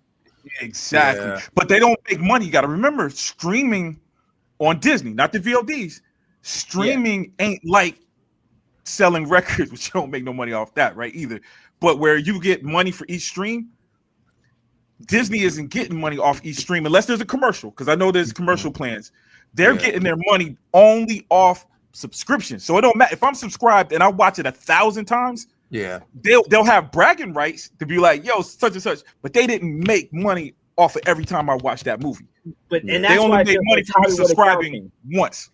That's why it feels like Hollywood accounting, because if they like a project and it doesn't do great in the theaters, but the suits they can at least say that it was good. This is dope. I want to justify it. They could be like, but a lot of people watched it on streaming. However, if they want a reason to dump that shit, it only made so much, and now it's just on streaming. But it's like, hold on, look at the numbers. How many people are watching? Look at the numbers, motherfucker. You're right. Because that can count towards your justification of making another one, because if it doesn't do great in theaters but it does great in streaming, maybe you can't apply a dollar amount for ticket sales to that, but you have people watching it. They got they don't release that shit, but they know how many people are going to tune in to watch Fantastic. They know how many people watch what. That's how they set an algorithm. That's how here's where it's messing up though. That should count towards maybe not, okay, this movie made its budget back, so let's do it. It could be this movie made 200 of the 300 back in theaters, but we got 1 million new subs, whatever. No. You can do the math to justify shit you want to keep, but then when you don't want to keep that shit, you be like, nah, we ain't gonna do that because it only did such and such in the theaters, and then totally dismiss how much it did for you at home. And it's some bullshit, because You can't gear up all these things towards streaming and only credit it when it works in your favor, and then shit on it when you want to. No. But listen to this though, Vinny. Listen to this, because I had to put my suit hat on. You're right though. You're right. The problem with Marvel though, the unique thing with Marvel right now is it's more than one movie. Because at the very least, if we release Thunderbolts and everybody watches it on streaming, right? Yeah. At the very least, it should motivate you to go watch Fantastic Four or whatever movie before Thunder, because I feel like Thunderbolts wasn't the first one, right? Whatever movie they dropped or show should have got them excited enough to make the next move. So we got at least 4 or 5 projects, right? We talking about the TV show, it's more than that. All these projects that should have motivated people to go see Thunderbolts by the time Thunderbolts came out. So you're right. I do agree with you though. So I'm not pushing back. I'm just saying that even under your theory, we're giving it chance after chance after chance, and it's not equaling anybody moving towards. But you know what the biggest problem is, bro? Here's the thing. You have to be kind of their strategy of when they drop certain IPs. The simple fact that you're pushing a streaming property, but then you also want the attention towards mainstream, right? That's it. The problem is, but the problem is, all right, you want us to focus in on Avengers Doomsday. Right. You want us to focus in on a Spider-Man Brand New Day. But then you put out a lackluster fucking trailer to a Wonder Man. And people are going to look at that because they're watching Disney Plus, because Fantastic Four, Disney Plus, Thunderbolts, Disney Plus. So when they're searching the Marvel IP, not only are they looking at the fucking movies that are there, but they're looking at the television shows. So the lack of confidence in the property goes out the fucking window, because you're Wonder Man. Like, bro, listen, and here's the thing. Don't listen. I liked Ironheart. There were certain aspects of Ironheart that I absolutely loved. Yeah. Did it succeed? Did it hit the numbers? No, it did not. It didn't. And we just have to say it for what it is. It did not hit the numbers. I liked Agatha. Did it hit the numbers? No, it did not. No. People wanted to say it did. It was viewed a lot, but it didn't hit those numbers. We don't even talk about fucking Secret Invasions, because that was a fucking embarrassment, bro. Man. We don't talk about that bullshit, right? Yeah, Samuel Jackson. That we're going to basically, and it had Samuel Jackson, Don Cheadle was in it. It had major hitters in that fucking shit, bro. But the problem was, you want us to focus in on your main. You want us to focus on the cinematic experience, but you're putting bullshit out, bro. You pushed, and I'm sorry, people are not going to hear this, but it's the truth. You pushed Daredevil Born Again. It didn't hit me like the Disney Plus. It didn't hit me like the next Netflix show at all, bro. Right. Yeah. I felt let down because of it, because there was opportunities there. And you fucked us over with that shit when you killed off. And they took it away. There's 2 things, though. And they took it away from Netflix. That's the thing. They took it off of there in its prime. Right. You think it's Marvel, it's back under an umbrella. You think, okay, you about to give us something better than what they was. Oh, man. You're not. And you I don't want to hate on Daredevil. I like the Daredevil. I like the show, but it wasn't. It wasn't Netflix. For one, it was too much time out of fucking suit. Okay, I know that Froggy gets killed, whatever. I get that you're upset and you're blaming yourself, but you're Daredevil, bro. Too much time out of the suit. That was number 1. And then 2, how they killed oh god, I'm drawing the blank, man. My boy. Muse. They killed Muse so fast. Dude is a mutant, dog. He's a mutant, bro. Like, they killed him so quick, like it wasn't nothing, dog. But they didn't even tack into that aspect, because they didn't want us to look at it that way. No, Muse is a mutant. They took him off the board because the main focus at that particular time was Kingpin, Bullseye, and the narrative they were pushing with everything else. And that's what I'm saying, bro. There was opportunity there. You didn't, but we got season 2, so it is what it is. And they also focus on the things that they want to give a season 2 to. So it is what it is. Yeah. But my point is, if you want us to support the cinematic universe and the cinema, and now, right now, and here's the thing, they're saying that Daredevil Born Again season 2 is going to tie into Spider-Man Brand New Day. Yeah. So, bro, you are setting it. You are doing yourself a disservice if it doesn't achieve what you're looking to achieve. Because if you fuck that show over, if you tried and if it doesn't tie directly into that film like it's supposed to, and if you're saying that it ties in to Spider-Man Brand New Day, but you don't bring fucking Daredevil into that fucking movie, bro, people are gonna ask questions. They're gonna be pissed. Yep. Yeah. Well, they got to, because they've already showed Matt Murdock, the lawyer. You can't repeat that trick. If he's going to be in it, you can't repeat that trick. You got it's got to elevate a little bit. Like, give us a little bit more, man. Yeah. But I do want to say, dude, I don't think Daredevil tarnished. I don't think the show. I feel like you guys feel with the show wasn't. But I don't think it. I'm not saying it was bad. I don't think it tarnished. No. You know what I mean? So I think people are still excited. Yeah. Netflix. None of us are saying that caliber. For sure. Yeah. None of us are saying it was bad. And again, bro, that whole fucking New York undercover snippets that they kept throwing in their shit whole time, bro. I hated that because it went nowhere. It went absolutely nowhere. I forgot about the reporter. I don't even know her fucking name. Yeah, she was garbage. Waste of time. It was a waste of time that you were basically painting that because you wanted us to see the social media aspect of the story that you were trying to tell, and we didn't need that, bro. And it was, and some of it was shot. I understand they reshot it, but I'm thinking some of those scenes were kind of low budget too. Yeah. Like it was like real. It wasn't of quality. You know what I'm saying? It was like, bro, the old narrative about, you have all this all these comics that you can use. IP, yeah. You have all this IP you can use. Netflix gave you the formula of how to introduce and put out Daredevil content. Right. And you decide, and I don't want to read the comic. I don't want to use that. Yeah. I'll make my own spin on it. I don't want to do anything Netflix did that actually worked that people loved. Yeah. And you do your own thing and you fuck it up, bro. What the suits did. The suits reverse it after y'all shoot 18 episodes. Right. Exactly. Episodes that you ever shot of a show. You try to reverse. Right, bro. Reverse. It's like an entirely different mindset and process over there, because the story is so famously that Feige showed up and there was 4 episodes shot and he was like, what the fuck is this shit? It made him start over. Feige in 2012, 11 would have known it was wrong from the first episode. Yeah, exactly. When it took him halfway through the season to be like, wait, what are you guys doing over here? Right. Or something that quote unquote is his favorite character. Like, bro, he loves that. He loves you heard every week. Oh, he loves Daredevil. He's not gonna fuck it up. And I don't think it's fucked up, but it certainly isn't on par with what we were on Netflix. Hell yeah. That it's not like it was falling off on Netflix. I think 3 is the best season. Yeah. Well, and you know what? And I think this season had it too. Even where season 2 might have been weak. I liked all 3. I liked them all. I liked all the Daredevil. I actually I like them all of them. Yeah.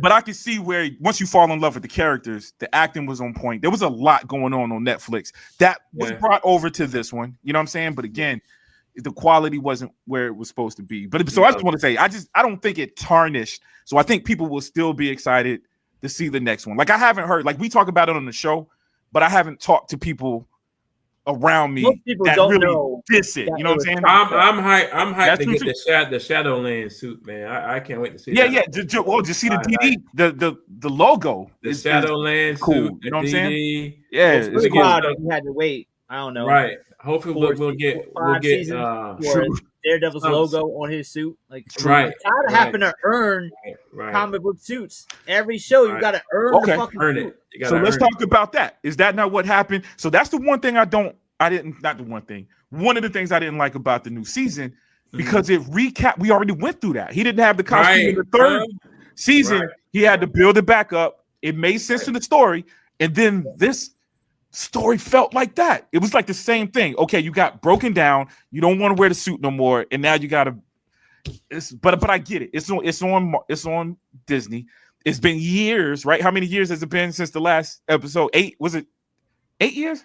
8 years, I think. Yeah, something like that. Long This is something stupid, yo. So some of the stuff I get, man. But but like y'all said, man, Marvel is they not doing it. And the average, we're comic book fans, so we're nitpicking Jedi Kid. You bring up things that Muse being a mute, we're like, that's us. That's comic book heads. Mm-hmm. There are normal people. My dad watches Daredevil. You know what I'm saying? Yeah. My dad watches it faithfully. Yeah. He'll watch these shows not knowing comic books. Mm-hmm. They're starting to lose track because it's just not hitting for whatever reason. And it's some of it I can't tell them what to do, because some of it is them not taking the swings, not taking the risk. Mm-hmm. And then some of it is y'all take, I don't know which way to go with. You know what I mean? Because some things I feel like they weak, man. After the what is it? Internal? What was the one? With the suits get involved and they mess up. Their decisions screw up good stories all the time, bro. So and you can tell they messed up with Daredevil. I want to ask y'all this though, because I want to kind of get into this since we're talking about Daredevil and we're talking about Netflix. Vinny, I know you talked about this last week. You talked about this for a couple weeks now, but bro, it's kind of looking like it's. I thought it was Paramount. It's Netflix. No, it's Netflix. Paramount was the bid. I mean, they were bidding. They were talking about this, but Netflix, they have thrown a thunderous blow in this right now, bro. Zack Snyder has been saying shit every fucking day, bro, about the Justice League. But see, that's the biggest fucking problem that I hate. Every day, it's because now bro, the Snyder cultists is about to come back. They're coming back. Oh my god, bro! And here's the thing. Right now, there's no wet ink on any line right now, bro. No, you just have a bidding war between two companies that are, but even Comcast is basically in on this as well. So nah, bro. Like this right here, though. It's if you had to think who, because here's the thing, and the reason why I'm not pushing Paramount right now is because Fuckhead is trying to put money behind that as well. And I don't want his involvement at all. Lieutenant. If you know, you know. Yeah. Just put it that way. When politics tries to fuse into that, man, and you know that basically the only reason why he's doing it is because he's trying to put a muzzle on any content that doesn't align itself with his agenda. So I'll just put that there and say that. That's what you're dealing with when it comes to Paramount. But when you're coming to Netflix, what you're dealing with is a simple fact that we just don't know how they distribute their shit, because they're known to keep a lot of shit in fucking house, and the things that they do introduce in the theaters only have a limited run. Right now, it's possible, right? Was it Hulu? 20th Century Fox did it, right? I don't know if they're still doing it now.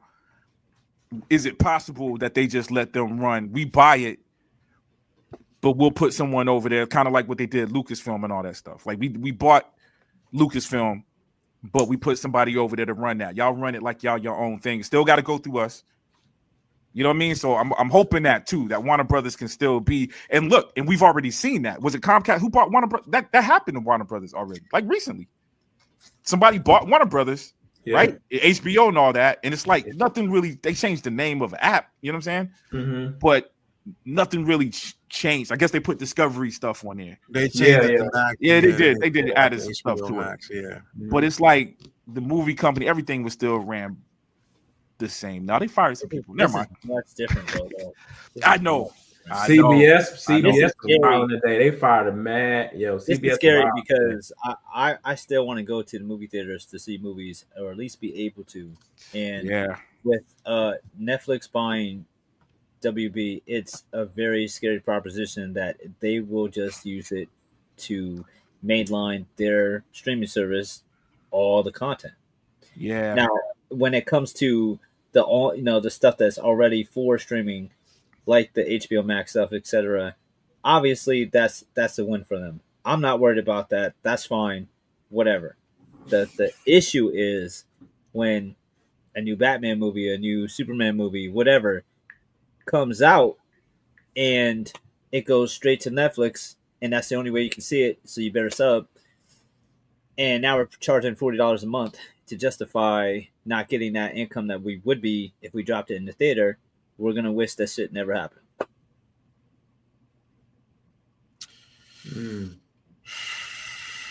Yeah. Yeah. That's deep. Yeah. And that's my point, bro. Like, where does this, like, Paramount said that James Gunn was secure in his position. If they bought it, he would be fine. And I think both companies would see it that way. But my point is, now that this Netflix window of opportunity is open, man, them Snyder fans, bro. Oh my God, bro! Like it's getting kind of crazy, bro. They already talking about it. They already talking about it right now. The theater stuff is a huge issue for me. The gun stuff, I don't think that's a possibility. I think that's just a formality. Like I don't think. I think whoever buys it and says, "Oh, we'll keep gun, don't worry," is lying. And and I think at least Netflix is at least just, to their credit, not making false promises about keeping gun on, when I don't think it's just because of Snyder that they would replace him as head of DC Directive.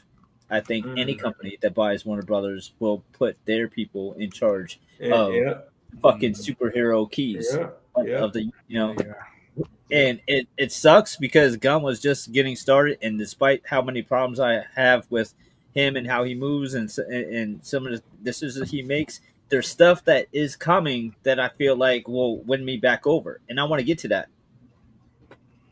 I think Green Lantern would be the one that made I want to see Lanterns. I want to see his Brave and Bold. I want to see. I mean, now Clayface is coming. We're gonna get that no matter what. But yeah, that's already wrapped. That's already wrapped. Yeah, we're gonna get Clayface. Yeah. Whatever this is happening, like Clayface will be out before then. But I want to see his Brave and Bold. That's very interesting to me. I want to see his. I want to see his other shit. I want to see other shit that he has going, and I don't. And aside from that, I want to start over again because whoever starts over again, you got another 3 years to start whatever that first movie is going to be, and then all those projects. It rewinds. Yo, listen. You know what it is, too, and this even matches. We're gonna change the subject, but it matches the Marvel stuff too. Yeah, I think Leo kind of missing some stuff, man, about the movies. My belief is, just me looking at it, I think they've been disingenuous with their push for movies in general. I feel like they've been putting movies in the movie theater because there's directors that's been upset or actors, but I don't think they're genuine with it. I think it's streaming. I think they've already left the movie thing, bro. I think it's all about streaming right now, son. So with or without this merger, I believe that, bro. I feel like it's the directors that's pushing it. Right, you say that, and I agree with you because I really don't think that the movies, the physical going to the theater has bounced back since COVID. Nah, it was failing before that, by the way. But right. It was failing before that, but we were still going to the movies like that. Right. Like we have not. Excuse me. And who got the money for that? Like I went to go see Back to the Future by myself yesterday. Right. Ticket wasn't cheap. Right. Popcorn wasn't cheap. Right. Not a treat. That's what I'm saying, bro. Like we have for a 1985 movie, bro. You know what I'm saying? We haven't turned that corner since we went down with COVID. Yeah, we just haven't. We still stuck right now. Nah, we're not ready to turn that corner, bro. No. I'm just keeping it all. I'm keeping it the whole way stacked. Some people are just comfortable with watching the movies at home. I was about to say it's a quiet death too, because I bet you if you was to ask people, I think verbally most people would say, "Nah, I want the movie theater to stay." but they're not putting their dollars towards it. They're not acting on it. You know what I'm saying? But I think in our hearts, I think everybody agreed because you know what I'm saying? I don't nobody know. I want to stay in the theater, but nobody wants the mom and pop shop to go away, but it's easier to go to fucking Target. Exactly. Right. Exactly. Because we know how important the mom and pop's joint is. But maybe I'll just go every now and then. You know what I mean? Because that's another thing too. Before the pandemic, that's where it was suffering. That's why you had all those subscription-based theaters, because even though people were going, they weren't going enough for them to pay the bills and keep. Because you got to remember, a lot of the reason why they closed and people had to buy movie theaters is because they was already underwater. They were already in debt before that because they weren't making the money they should have been. They were making. Or prices of stuff going up, whatever the case may be. You know what I mean? It might be more in play than that. But dude, I can see it, man. And we got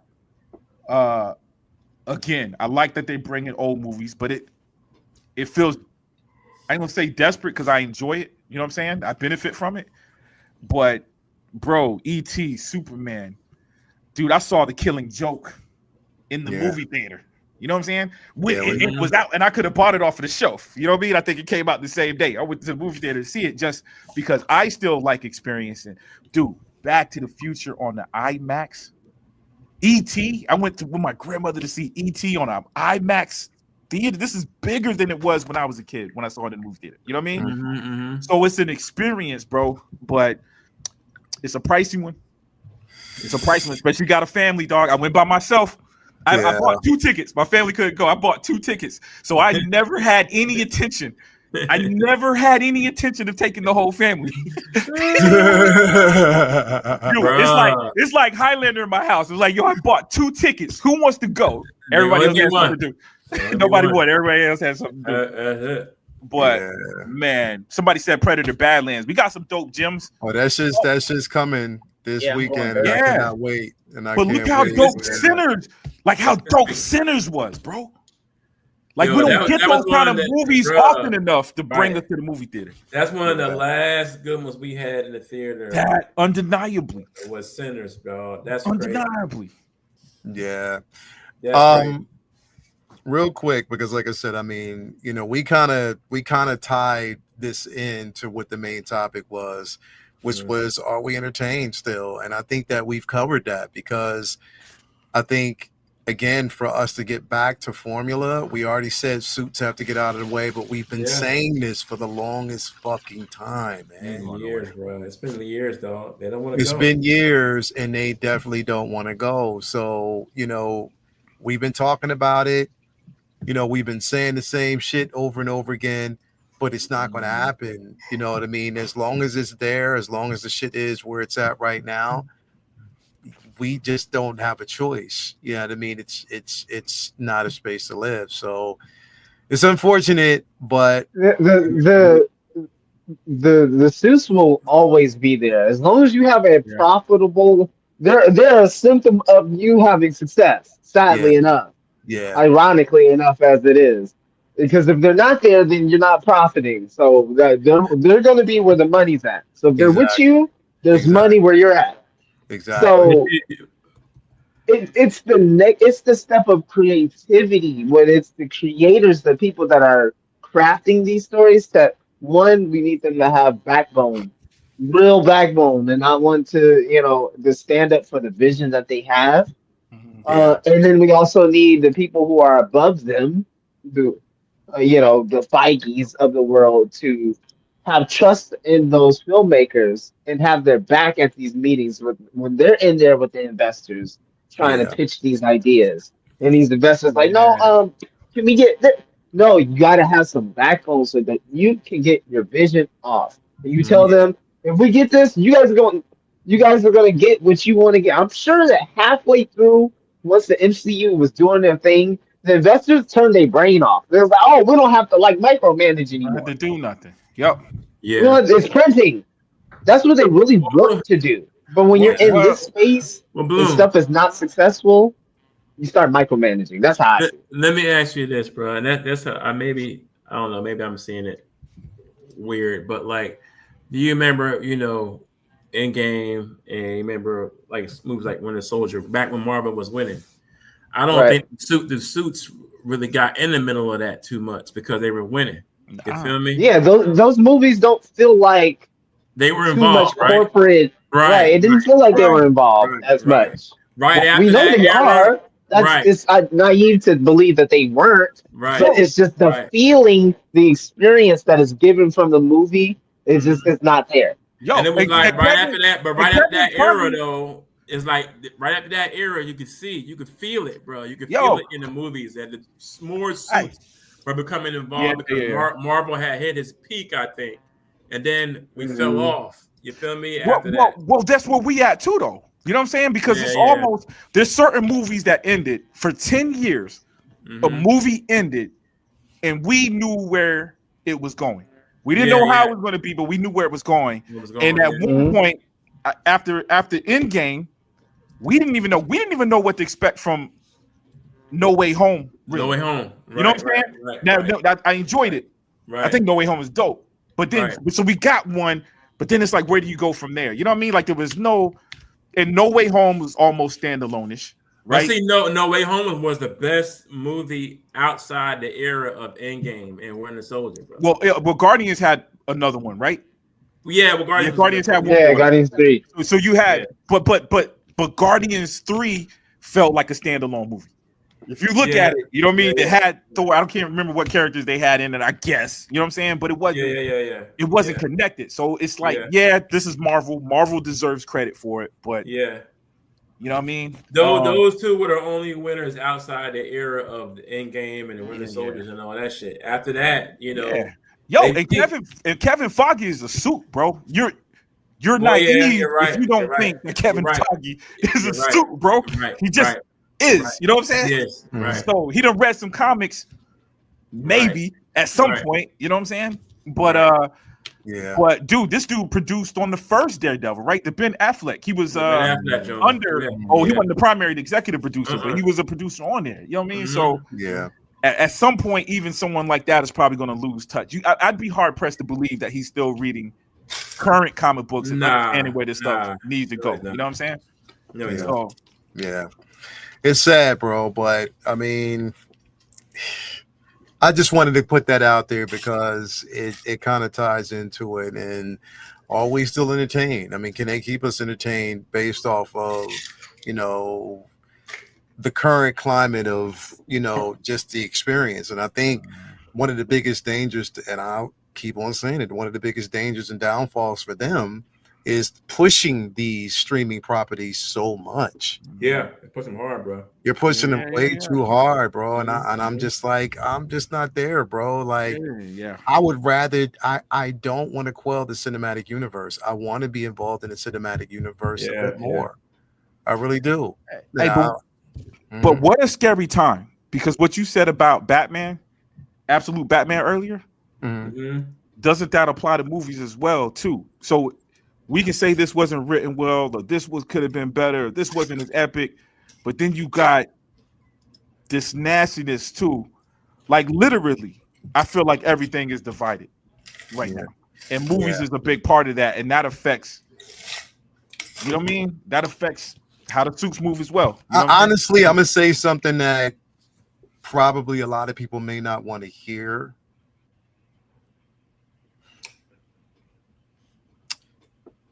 But it's the truth, unfortunately. Let's start. Iron Man 1 had no agenda. At all. Captain America.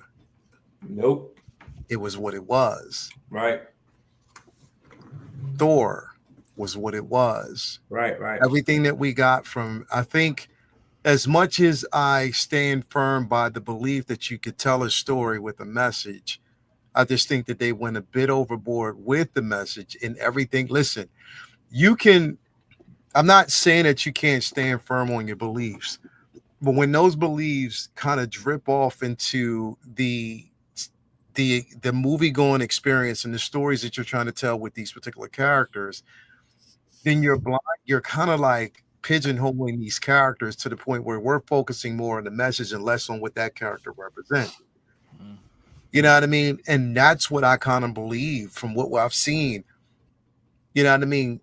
Look, Luke Cage was an opportunity for a message to be told because, again, it made sense. Him in Harlem and what was being told for that story. Right. Black Panther was a narrative that was being told basically because what we knew about the subject matter of Wakanda and what it represents to us. It was a cultural phenomenon. It still made money, but they weren't pushing a narrative because the narrative was true and dear to the character itself. They didn't really need to do anything. You know what I mean? But I think that the forceful nature of narratives that are being pushed in films, it's not organic. It's not organic, and you're trying to force feed people to follow that narrative, and it's getting repetitive and redundant at this particular point. And I think they need to fall back on it and get back to the art of storytelling. That's what I believe they need to do. Tell the story and just tell it well. Let people decide on what they want to follow in that aspect, bro. That's the danger that I believe that is kind of plagued both sides. Like literally, like when you're letting politics and everything that's going on in the outside world, we want to escape that. I go to films to escape all of that. But I think that if now, don't get me wrong, if the movie or the shows serve the purpose of supporting a narrative, if that's what we know about these characters, then it makes sense.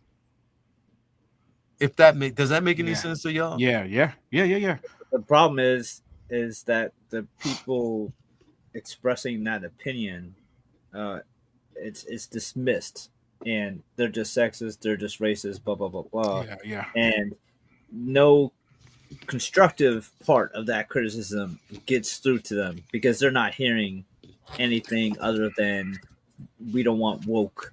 That's all they hear, and it's real easy to just be like, that's why this didn't do well, because they're racist. But you know what? But in fairness, though, when you read those comments, it's thousands of them. You know what I mean? When that girl was tripping out on Acolyte about, man, we know that joint wasn't written well. You know what I'm saying? But yeah, I looked at the comments. It was all race based. It was all, you know what I'm saying? And that's what's so frustrating, because it's like they could have done a season 2 and been like, yeah, we could have tweaked this. We could have made back here, did this. But instead they were like, they took their ball and went home because they didn't like the pushback, right? And it's really frustrating because you have social media giving you such a voice. And you have Hollywood back in the day wouldn't have been able to hear so many people, a vocal minority complain the way that they're complaining, and from a lot of people who probably weren't even gonna watch it anyways, right? It's people who weren't even gonna watch it anyway. They just seen or heard that it was woke, so they jump on the pod anytime there's a post or a picture posted and jump on saying, "Oh, I miss how it was," blah blah blah blah, and they're like, "All right, well, fuck it then."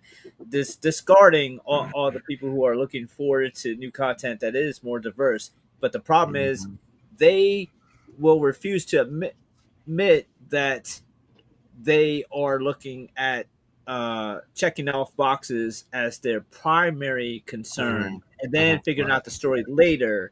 Instead, they're just saying, "Oh, these boxes need to be checked because it's not 1940 anymore," which is true. But if your only purpose is checking off those boxes so that you can pat yourself on the back and say, "See, we got one for you too. Here's a bone. You happy, buddy?" Yeah. That's fucked up, and it's not what people of those different diversities are hoping for. Because if I'm a woman, I can't wait for a Wonder Woman movie, and then you give me 1984, like, you're not helping me. You're hurting me, because now it's people saying, look what happens when they make a girl flick. It's trash. Like, make that good if you're going to make it for a specific group that you don't think is getting enough shine. Because if Black Panther had been trash, it fucks black movies forever, or at least 10 years. So it has to be dope when it hits, so that way it's undeniable, and you are clearly like coming at it with a bad intentions when you criticize it, because you got nothing else to say other than they black, or other than it's a woman in the lead. But when you put out content that's not great or horrible, you have so many things you could pick apart, and then you just sit up there in the ivory tower and be like, nah, we didn't fuck up. Y'all must be just racist. It's fucked up because you hurt the people who are hoping for dope for women. You hurt little girls who are hoping for Marvels or whatever. I'm not shitting on Marvels, but if that could have been better and you could have made it undeniably good so that way you got more of that. And that's what people are hoping for. You are, by making shit like Wonder Man, if it's as bad just the way that's just the way you said that just tells me how frustrated you are with it. Yo, you can't even say it with a straight face, bro. It's crazy.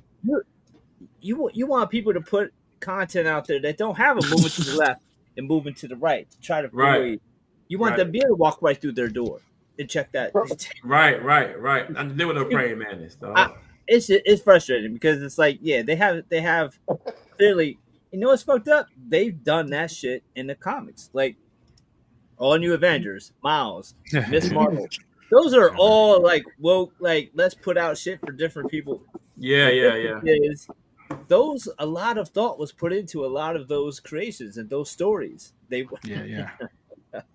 lot of those stories were very well thought out. A lot of them, some of them, Tim Drake, Bobby Drake, maybe some of them were just thrown out there as just some shit that like I wish they would have thought better of that. But well thought out, great, they worked. And then there's also other decisions where this was a change to a character after 50 years, 60 years of stories. All right, and then we had to just switch it up to do something interesting. Then they go, oh, let's use that. And then you have people who are fans of those characters who would be like, wait, that was a change up that took 50 years to set up so that it meant something. And you started there. How are you going to start there at the all new, all different moment in that comics period of time, completely disregarding how much work it took to earn that? Yeah. Right. But bro, like just the way you said Wonder Man, bro, that's how we all feel right now, fam. Like it just mentioning this shit, it's like, oh my God, I can't believe that this is coming next. Like that's the way they. I'm with Prop on that one. I just have a feeling like they're just going to like, it's not what you think it is. It's not what they're like making it out to seem. That's just the feeling that I have. I have nothing that is actually factual to present to you to even try to change your mind in the slightest. I'm just saying that there's something internally that I'm seeing that's making me think twice about it. But you know what?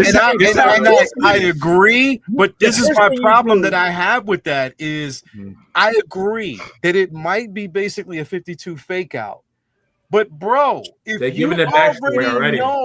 you know how people are receiving your properties and they're already looking at it as an anecdote and they're not looking at it as a potentially successful series or a serious character, why would you put that fucking trailer out, bro? But here's the thing: the first thing you did is you race swapped them, which puts a target on your back. On his back. That's what I'm saying, bro. Them, and then you turn him into an antidote. It's like, bro, like because if you're gonna race, like for instance, all right, if you're gonna make Kingpin black in Ben Affleck's Daredevil, it better be Michael Clark Duncan putting on a fucking exhibition, like being dope. Right. You can't just put any black dude as Kingpin just because and Michael Clark Duncan killed that shit, bro. He killed it. It's gotta be it's gotta be undeniable. We're like, all right, he's not white like the comics, but fuck, he was dope. So if you're gonna switch out Wonder Man with a black person, you gotta be like, you can't do no other silly shit to give people a reason to like even more ammo to hate on that, because then the next black lead, when someone's at a boardroom and throws out, why don't we do the Marvel? They're gonna be like, oh, look at the Wonder Man numbers. Nobody wants to see a black lead. Like, nah, that's not what the fuck happens. Yeah. But not even that. It's like, okay, first of all, you race swap, and then secondly, you make his real life a TV show. What the fuck? Listen, there's not enough. You turn him into a TV show. There's not enough riots that we could do as a people that could amount to the damage that Marvel be doing to us, and the stigmas that they be putting on us niggas personally. It's crazy, dog. It's crazy. Okay. It's crazy. So please, bro, like let's start. Hey, let's take a step back. Look, and this is why. Look at this shit. Look, and this is why Blue Marvel will never exist in the MCU. He will never exist in the MCU, bro. Yo, Verticus is an asshole, bro. He's absolutely right. He's absolutely fucking right. It's the truth. Like there's nothing that we can. Right. I'll be sitting there and be like, damn, they rioted again. I know the white folks, they gonna be like, you see, I told you. Oh shit. See, look at them. Yeah, that's pale in comparison to when they drops a fucking 100-pack of mid-pack ass. Right. Yeah. And it's featuring a person from our community. Because it don't matter if it's Marvel. It's really been Disney, really. Because it's Marvel. They did it. Star Wars did it with our girl, Moses. Listen. So I'm gonna tell you. Say what the fuck you will about, and I'm just gonna say this point blank. Say what the fuck you will about Zack Snyder. He made fucking Cyborg a highlight. A beast, yeah. He made him a fucking beast and a highlight. I'll give you that, but I still want that nigga in the Teen Titans. Why the fuck is he with the goddamn Justice League? But say what you will. So he was on Steven picked him. That's why they got the But say what you will, and a lot of us, and even me, I can say what I will about my interpretation of what I saw with fucking James Gunn's Superman. But Mr. Terrific was dope as fuck. In that movie. Yep. You feel me? He did exactly what he needed to do, and he made him look fucking fantastic. Phenomenal. Right, phenomenal. Marvel, you knew what the fuck you were doing with fucking Luke Cage. That shit was dope. Yeah. Last season, I don't know what the fuck, but it was dope. You know what I mean? It was what it was. But then you started pulling, and when Wonder Man, man, come on, bro. And then you use Wonder Man, one of the best black actors. One of the best black actors out there you can find. Bro. But wait. That sentence, bro. Wait. You use. If I was Yaya, bro, and I know that they're making this show, now, obviously, he's on board for a reason. And maybe there is a 52 fake out that we haven't seen yet that he knows. But even with that being said, and I'm reading the script, I'm questioning some things. And I'm going to be like, okay, if this is where you're going with this particular character, right? I watched She-Hulk. I watched what y'all did with that show. I know the story of Simon. I know the character. You can't make this character a fucking joke. You can't. And got the nerve to have fucking Meg Thee Stallion in a full body suit, man. I want to see some booty meat, nigga. What the fuck are y'all doing? Bro, this is what I'm saying. They cannot, bro. You can't make this mistake. You can't fuck this up. But this is, yeah, man.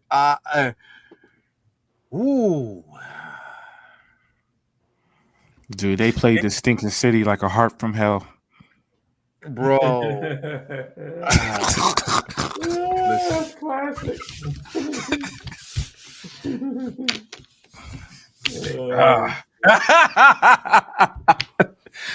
Where's the picture at? Oh man. Anyway, yo, this is horrifying, bro. I've seen alien movies where they use this design. I'm just saying. Let's real quick. I want to actually move on to the artist for the week, Sarah Pichelli, bro. Like, she's an incredible artist. Phenomenal. You've seen a lot of her work. One. And again, if you're reading Ultimate Spider-Man, you've seen a lot of her work there. If you're reading, even for instance, if you're reading what we got from the Ultimate Black Panther. You've seen her work there. You've seen her work pretty much all over. She's definitely an incredible artist. One to be working with. Vinny, are you familiar with her work, bro? Absolutely. She co-created Miles Morales. Exactly. Yeah, exactly. I mean, exactly. Italian import. She started off in Italy working on like movies and anime, and she just felt like she wasn't making as big a difference as she wanted to over there. So she came over here. She worked with some, a few different books and bounced around, and then I think her big break was Ultimate Fallout, and she designed Miles Morales with Brian Michael Bendis. Rest was history, bro. Like she then jumped on the Ultimate Spider-Man book and worked on his stuff for a while. Then she's bounced around like a lot of other Spider-Man titles. She's done some work around the industry, but that is clearly the top of her resume there, Miles. And she's done a lot of great stuff for other titles around Marvel. She has this really clean,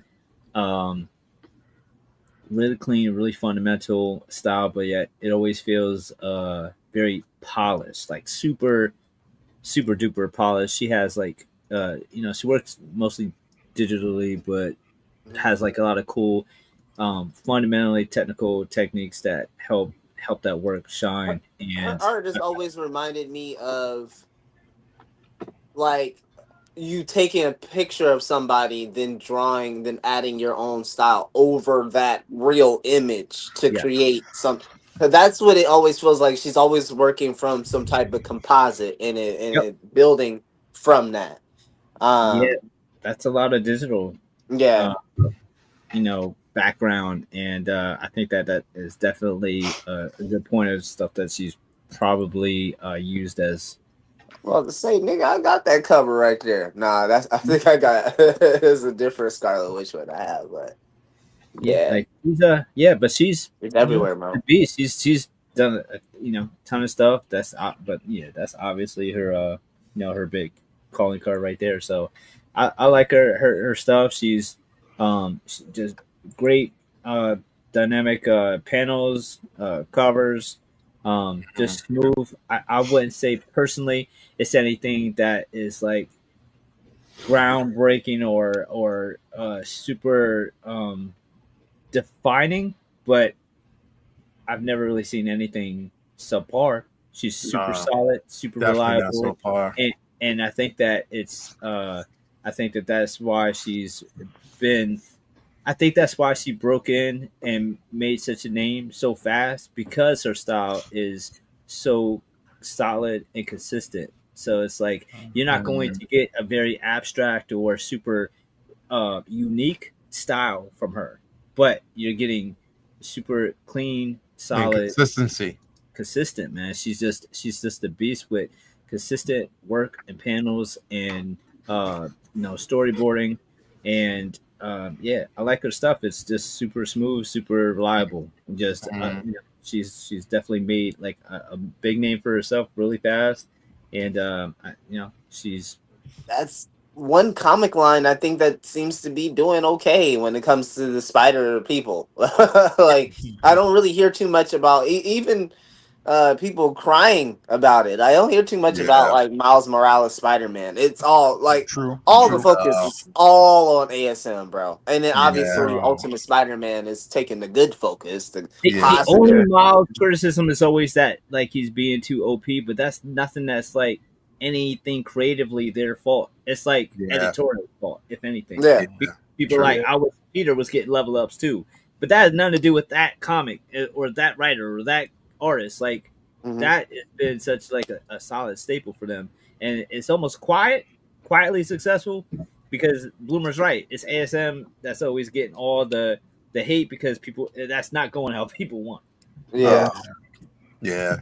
Miles is pretty much, even like I said, his latest book for the Ultimates was dope. You know what I mean? Like it's sort of like they are shifting. I mean, bro, when you have Miles featured in, Aliens versus the Avengers, bro, crazy work. It's like crazy work of how they basically introduced him as a character in that line. And I don't think if at all I've seen that as like old man Miles, like or middle aged Miles. I've never seen that. That's never been. I've never been presented to that. Yeah, cause he was a grown man then. Yeah. Yeah, he like he had wrinkles. Yeah. So he's grown man. getting up there. He's old. Yeah. Yeah. So that's what I'm saying. Like I was already like when I saw him in that panel, I was like, whoa, wow, Hickman went for it here. Like that's a very fresh take. Bringing him back into a character that's still fresh, that's still new. This Miles Morales is a teenager in terms of comic book, his comic book lifespan. Like he's still a kid. Like there's still so much to grow from this character. So I'm really, really excited about what the future brings. Even past the Spider-Verse movies, like you would have you know what? And I was happy, bro. And a lot of people, I wasn't upset about the simple fact that Sony said, "Nah, we want to finish this." I'm like, happy. Right. I'm good with it. It's the one thing that you can do right. Yeah. So please take your time. That's the move. You finish Spider-Verse before you do any other silly shit. Yeah. Finish that. Don't let anybody else basically have the IP until you finish that storyline because it's an incredible storyline that needs to be finished, bro. Like straight up. It is literally by far one of the best entries, cinematically or in even an animated aspect. It's some of the best shit that I've ever fucking seen, bro. That's top 4 Spider-Man movies right there. Of all time, bro. Like it is fucking incredible, bro, because if it's not the music, if it's not the storyline, if it's not the illustration and the way they've done it, like it's fucking phenomenal, bro. You know what I mean? And she must feel good as an artist to say that I was a part of this growth, bro. Yeah, like cool too. I met her 6 years ago. I could have swore Vinny met her at a con, bro. I met her 6 years ago. But maybe I got my mind wiped or something because I could have sworn I'm a fan of her work, and then signed my book and the posters. Last thing you saw was Vinny putting on some blacked out sunglasses and just raised his hand up. He was a fan of your work. That's what he says. Yeah, sometimes I mean he forgot the whole thing. Sometimes you got import. Got to import. fan of your work, girl. Bro, straight up, man. But no, definitely Sarah Pichelli, man. Definitely an incredible artist, featured artist. If you haven't seen her work, you got a lot of her stuff out there. Support, because she is definitely. I have to go and double check, but I think she's actually done some more graphic novels out there as well. So I have to go and see it, but I think more in the Spider-Man lane because I have seen her name when I was looking for stuff early on, like physical content of Spider-Man, and I did run across her name, so I have to go and double check with that. But I think she's done some actual other media outside of just trade paperbacks and things like that. Yeah. Definitely an artist to be working with, man. So again, shout out to Sarah Pichelli. Just wanted to kind of touch on her really quick and kind of talk about that. We will revisit because, like I said, I want y'all to read, some of the books that we aren't going to cover this week. You definitely got to read them because, that Imperial, man, Vinny, you got to read that shit, bro. Because I do want to talk about it next week. Because I think they kind of. There was so much momentum in the very beginning that they just dropped the ball, bro. Yeah, I feel as though they did. So we'll talk about that next week as well. And I'm pretty still sure getting through Imperial, but I do want to say, unrelated to any of the storyline stuff, more so it's just, man, the way that Wakanda just operates, I'm fucking with it. I'm fucking with it. Yeah. That's all I gotta say. Well, you know what? Here's the thing. Well, no. Just when you read this last book, bro, Wakanda doesn't give a shit. No. They don't. No. They don't. Bro, it's like almost to say you know how it is when you it's you know what? It's like this. when you were at a concert, right? Or you at a club, and you see a whole bunch of motherfuckers over there in one spot, fucking each other up, like something kicked off in this fucking. What do y'all say? If you with your crew, what do? You look at you and be like, we good. Y'all smooth. Y'all yeah. As long as y'all cool, all right. Let's be out. Yeah, let's get the fuck out. Bro, that's what Wakanda is like. I'm like, hey, they getting it in over there. Time to go. Hey, they've been that way since Alien versus Avengers joint. Wakanda is like that. They like, oh, we straight. All right. Well, see, that's the thing. They so discreet too, so you wouldn't even know when they gone. Yeah, right? bro. You wouldn't be like. It wouldn't be like a Harriet Tubman situation like you. Oh shit! I woke up at 4:04. She said 3:55 at the lake. Shit, and then you sprint like you can't even catch up. Can't catch up to the Wakandan fleet because first of all, you ain't even gonna see them. Nah, they already cloaked. They cloaked. Nah, bro. Technology is this. Bro, where they are at and where this book ends, that's the one shining point of the story. And I know, Vinny, once you read it, you be like, that makes sense. And one last thing about that book, Shuri's costume design, chef's kiss, bro. Yeah. Oh my god. Her design Imperial's been incredible. I just love it's been the fur. With the tassels, with almost like the Dora Milaje tassels on the. Oh they killed that, bro. They killed it. Anyway, man, thank you guys out there. Another successful show. Thank you, Props, for supplying us with a bit of humor in the very beginning, man.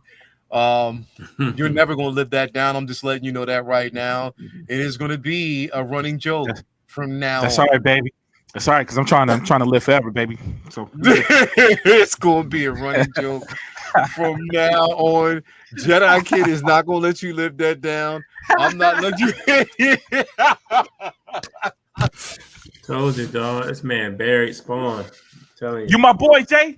Come on now. Listen, I'm not gonna say nothing. I'm letting it go right now. Ain't nothing wrong with that Spawn figure. Spawn is buried right now, bro. I'm gonna do a photo shoot with that Spawn tomorrow. Oh my god, that's bro. fucking hilarious. Get the micro lens out. No, what you got to finish that Enterprise. Stop bullshit. What you got going on, man? Nothing, bro.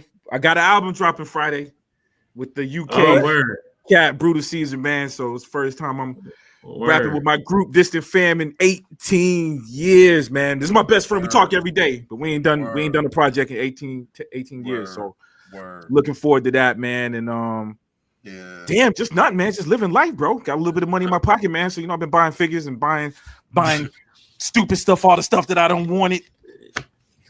Is that Rick and Morty, bro? It's Rick and Morty, son. It's Rick and Morty, son. They don't move with that. Nah, you 3D printed those? Nah, man, this is a Mondo. Oh. Yeah, it's Mondo, son. They got my cheese. Okay. Mondo ain't cheap, bro. But it ain't Mark. It ain't make McFarlane expensive either. So did get Rick and Morty, man.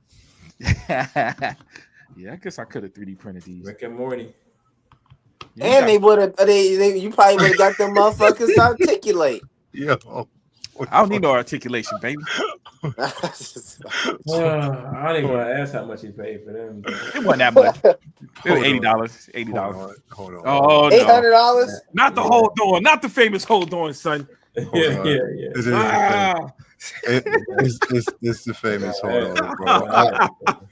I'm sorry. We're almost off the show, son. Nah, we couldn't make it to the end. Nah, we ain't gonna make it to the end on this one, bro. I'm sorry. We ain't gonna make it to the end on this one. Prop, I told you it's gonna be a running joke for a long time, bro. So you might as well just.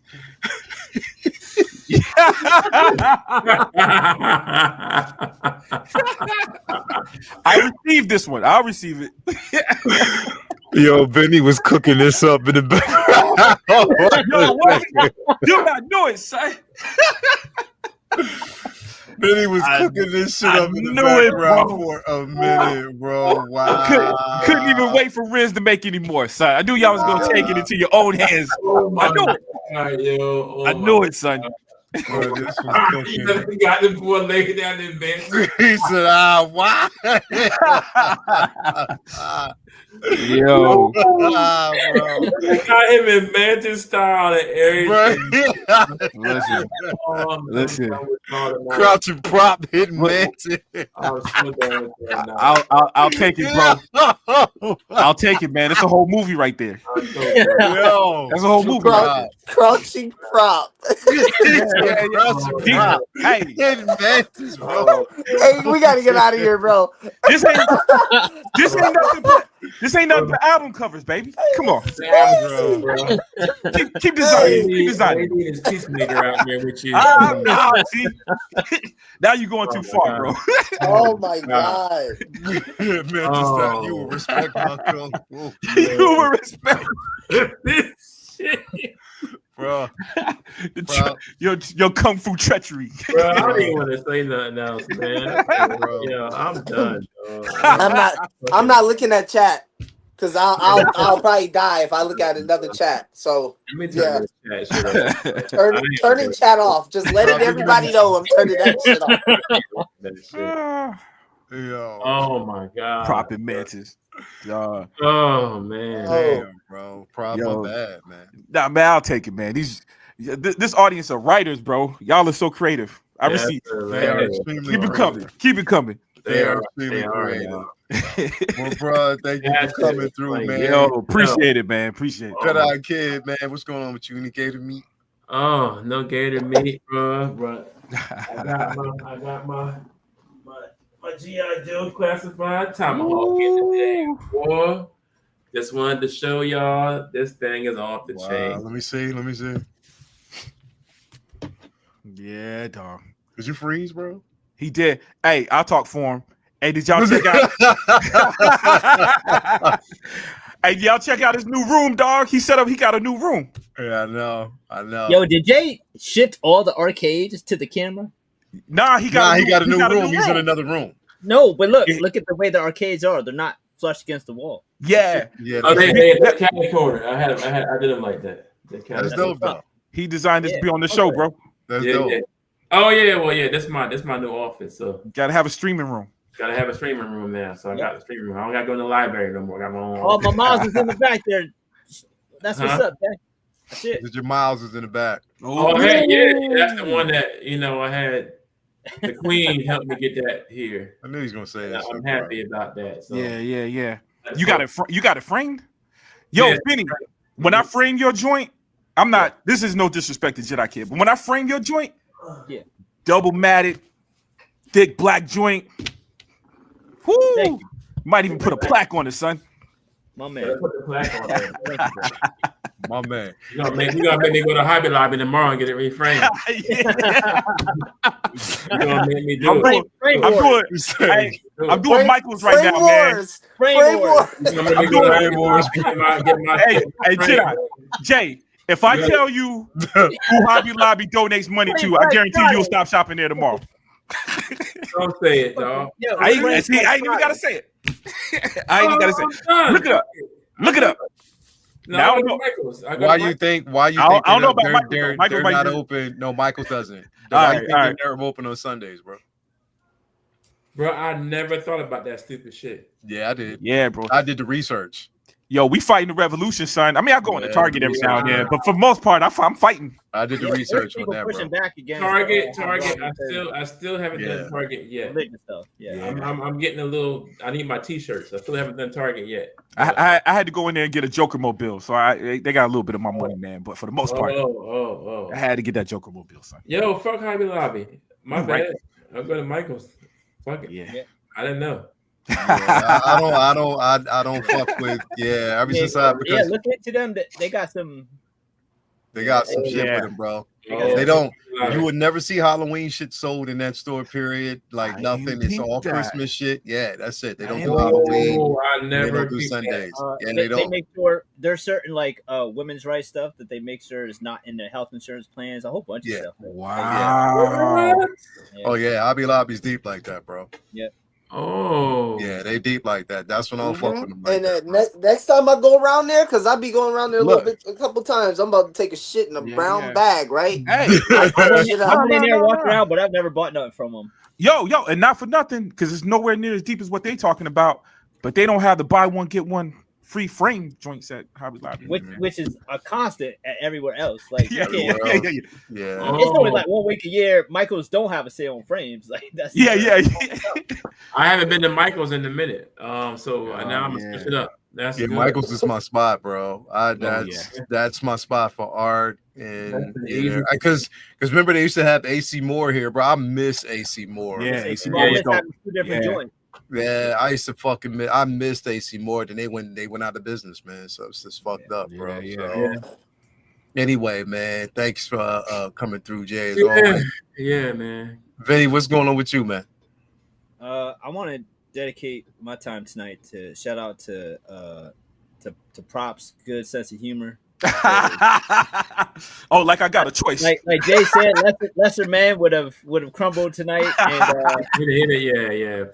Prop rode with it the whole night. I mean, we didn't go easy on him either, man. Like make Vinny apologize. Make him apologize. Yo, bro, man, y'all got so much love, man. If somebody hates y'all, something's wrong. Bro, if somebody hate y'all, something is wrong, bro. But the funny part about it is, bro, we were, bro. We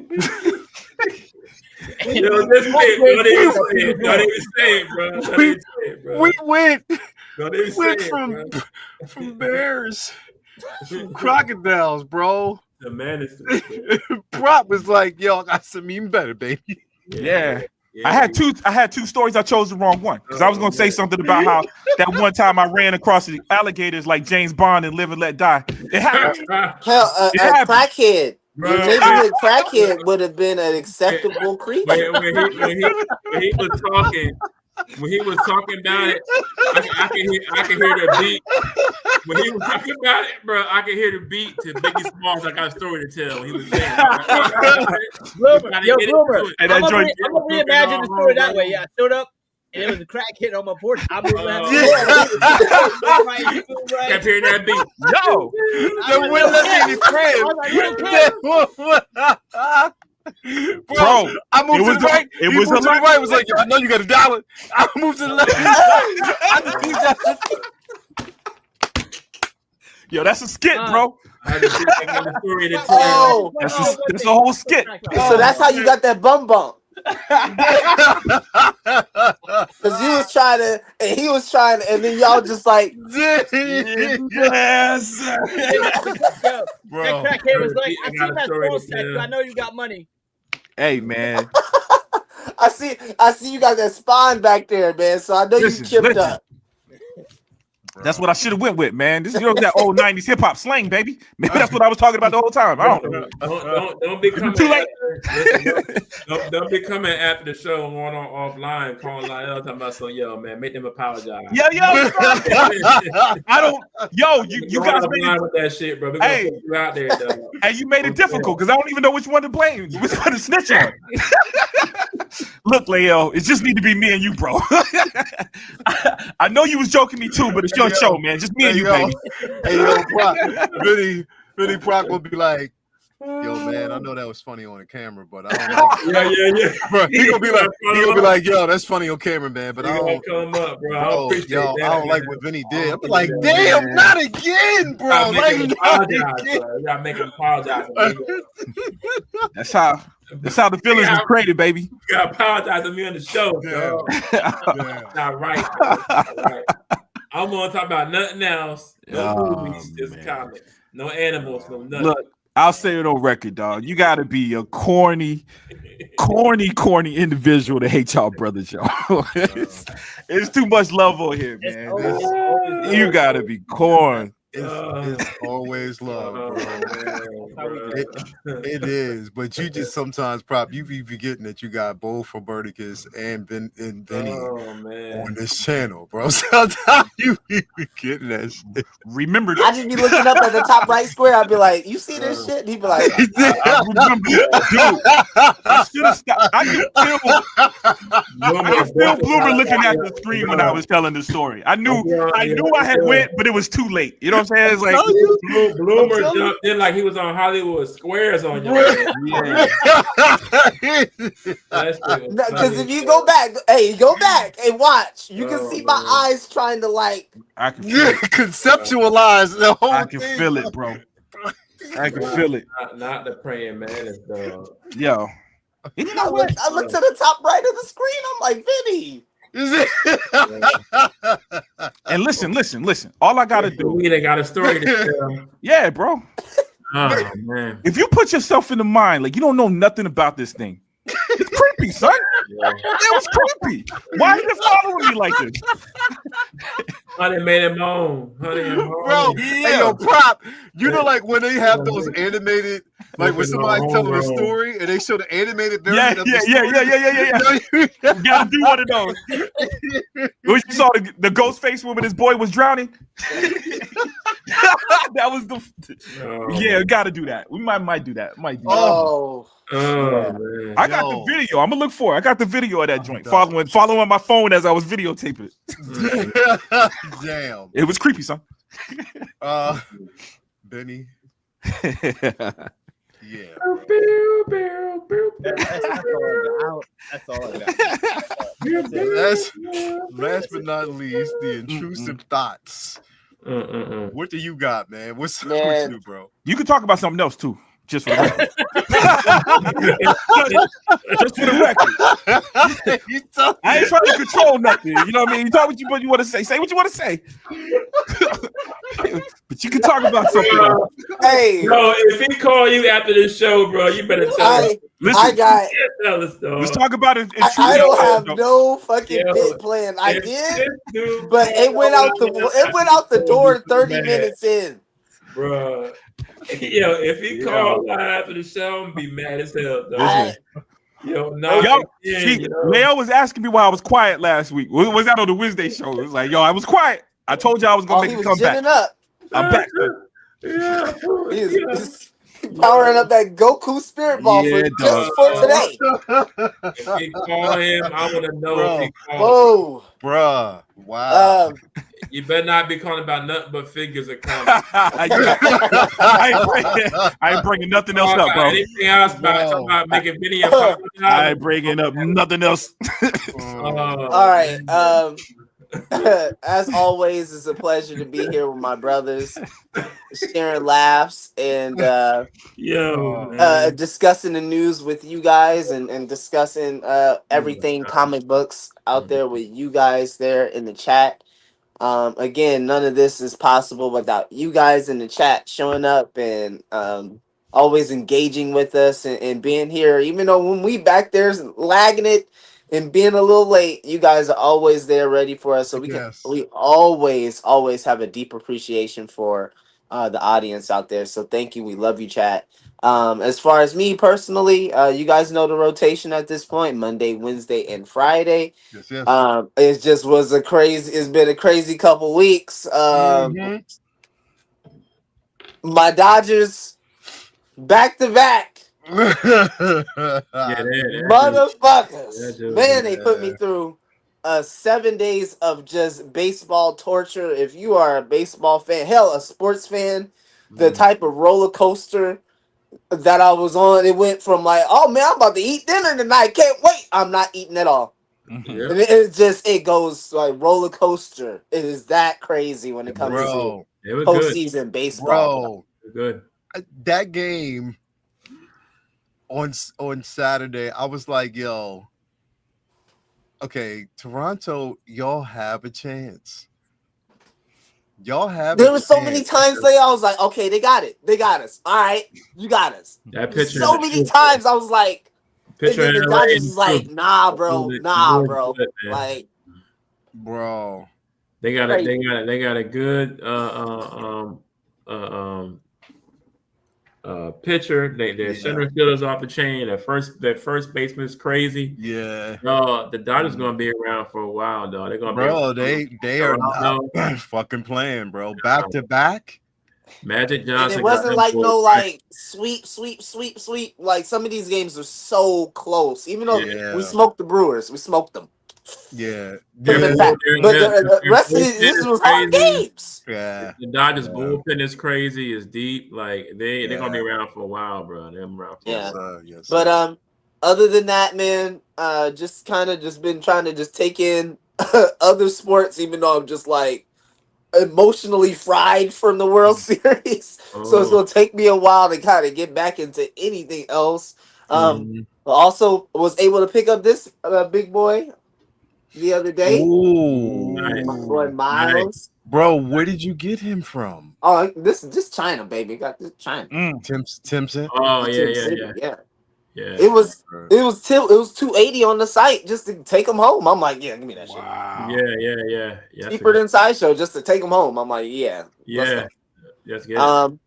But he's like, you guys. Yep, he's right there. Yeah, he's right there, bro. I got him side by side with the VGM black suit, and then bro, that display is so clean. Nice. Yeah, thank you. Coming that along, display man. is so clean. Add more to it, bro. That pocket corner is so clean. Yeah, it's clean. It looks real good up there, bro. Yeah. Appreciate you. We working. We getting there. Man. We getting there. That shit is super clean. The background is clean. Everything in there is fucking clean. Good, man. Damn. Thank you, boys. Yeah. Damn. Working on it, bro. Star Wars stuff is all getting worked on. Everything. It's just we're upgrading, bro. Onwards and upwards, man. That's how I'm looking at it. Yeah. I think I'm gonna relight all my cabinets soon, though. See. Yeah, I'm gonna gut mine. Relight. Yeah, y'all was talking about dusting the other day, nigga. It's time for me to dust. Shit, I looked in there. I was like, oh yeah, time. That dusting shit is not a joke. I hate it, bro. I hate it. I fucking hate it. And then when you want to do like LED shit, right? When you got some shit that's lit up, and then the bottom of your shit is just nasty. So you just turn the light off. Fuck it, turn it off. I don't even want to see the shit. Yeah, that stuff is.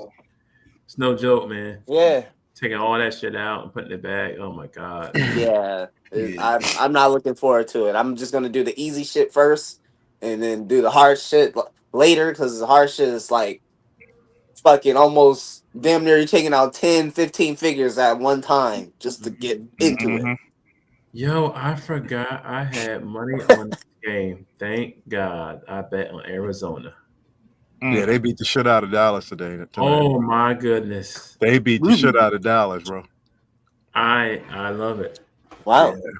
I never bet on Dallas anyway. I had it on Arizona. I'm so glad I did. They beat the shit out of them, bro.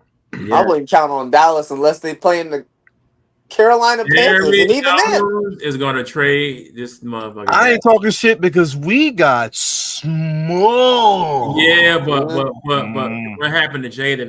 That field? Yeah, that's the more important That's thing. the most cursed field in the NFL. Yeah. That damn DC Redskins field is ass. Yep.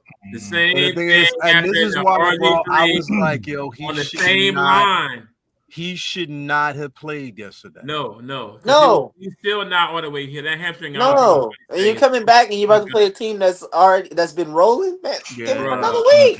He should not have played yesterday. yesterday. Get down on the same spot, the same yard line as RG3, dog. The same exact spot. Mm-hmm. That is unfucking believable. Dog. Yeah. If you look it up.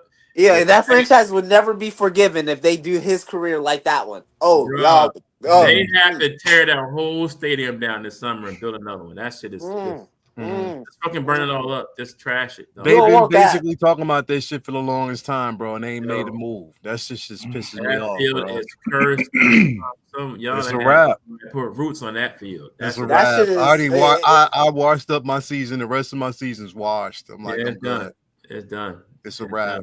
The way that man's arm went back, bro. God. Oh my God. I'm seeing that shit. The video I saw was blurred, and I still almost made me want to see that shit live. You see that shit? Why was going on? Yo.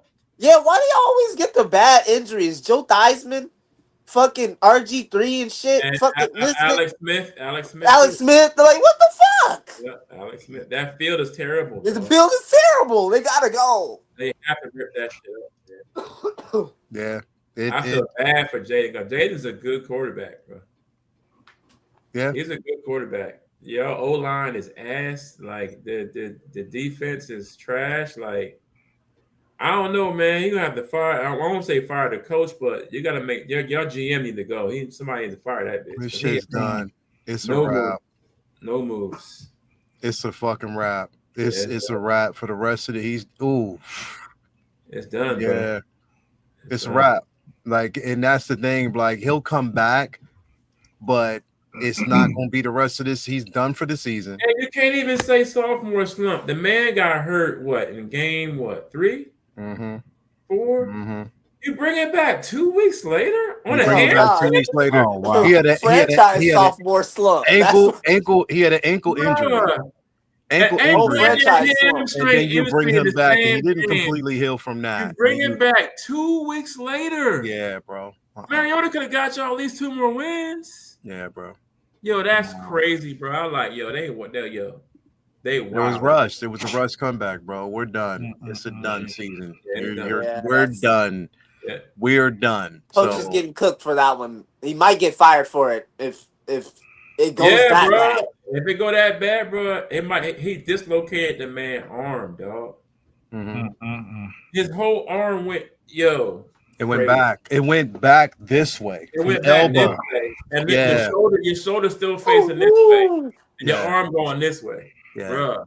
See, that sounds worse than the Paul George shit. Bro, and the dude, that Paul George shit was linebacker that fell on him was fucking 272. Yeah. Come on, bro. You know when you see an injury, it's like the whole line. The whole line is the consequences of you not guarding. And on top of that, bro, like they made it easy the entire game, bro. Yeah. They had the man running out the backfield like he's hurt. Why? Okay, we know he can run, but he's not 100%. He's not 100%. You got him running out the backfield every other play. Oh, you're a dipshit. You're definitely a dipshit, bro. Like, and you put him up against the fucking hungry ass Seahawks, who's already hungry as hell. Yeah, bro. That shit. Anyway, thank you guys for being here. Great show tonight. Yeah, fuck football right now. Anyway, thank you guys, man. Go Birds. Yeah, I'm done. Thank you guys for being here. Another successful show. Tune in next week. We'll be back same time. Of course, you already know, man. We got, Say What Wednesday. If they drop a figure, we're going to have a episode of The Corner. We got, I don't know what we're going to be doing in Civilized this weekend. I don't know. We probably will, just depending on what we talk about. I don't know if there's much to talk about. We'll see how it's going to go. Figure Flakes Friday, of course. Collectors Lounge on Sunday. Mantis Monday. So we're going to basically. Mantis Monday, that's got to be believable, bro. Mantis Monday, bro. Mantis Monday. We're going to bring that in. So next Monday is Mantis Monday. You better not get no phone call tonight from this dude. Yo, I'm tired now. Calls coming tomorrow. Hello, HR? I didn't appreciate that, son. I appreciate that, son. Fuck Vinny. Oh my God. But he didn't say anything. I know, but it was the way that he looked. I didn't like that. Bro, to be honest, bro, that's one of the things this motherfucker said. Bro, I swear, I know my people, bro. I know my people because we be so it wasn't petty, our people, bro. We be so it petty. wasn't even our people, bro. If you're like, hey, no. Stop laughing, bro. You laughing a little bit too hard over there. Oh my god! I know he roasted me, and I can't focus on this person in front of me because he's fucking me up. But you over there, stop. Yeah, oh my god, bro. Yo, Bloomer, don't say nothing else, dog. Don't say nothing. Just shut up, man. Oh my god, yo. Hey, yo, pretty soon, Brock gonna be like, yeah. Yeah. Yo. Oh my God, yo, I'm in tears. Oh Jesus! Not till y'all not funny, man. Y'all funny right now. We gotta talk. Oh shit! We gotta talk offline for at least 5 minutes, bro. You already know, man. Oh, anyway, man, thank you guys for being here. Another great episode. Again, always remember, support your brick and mortar, man. It's how it's going to be. And we'll see you next week. Same time. Same time.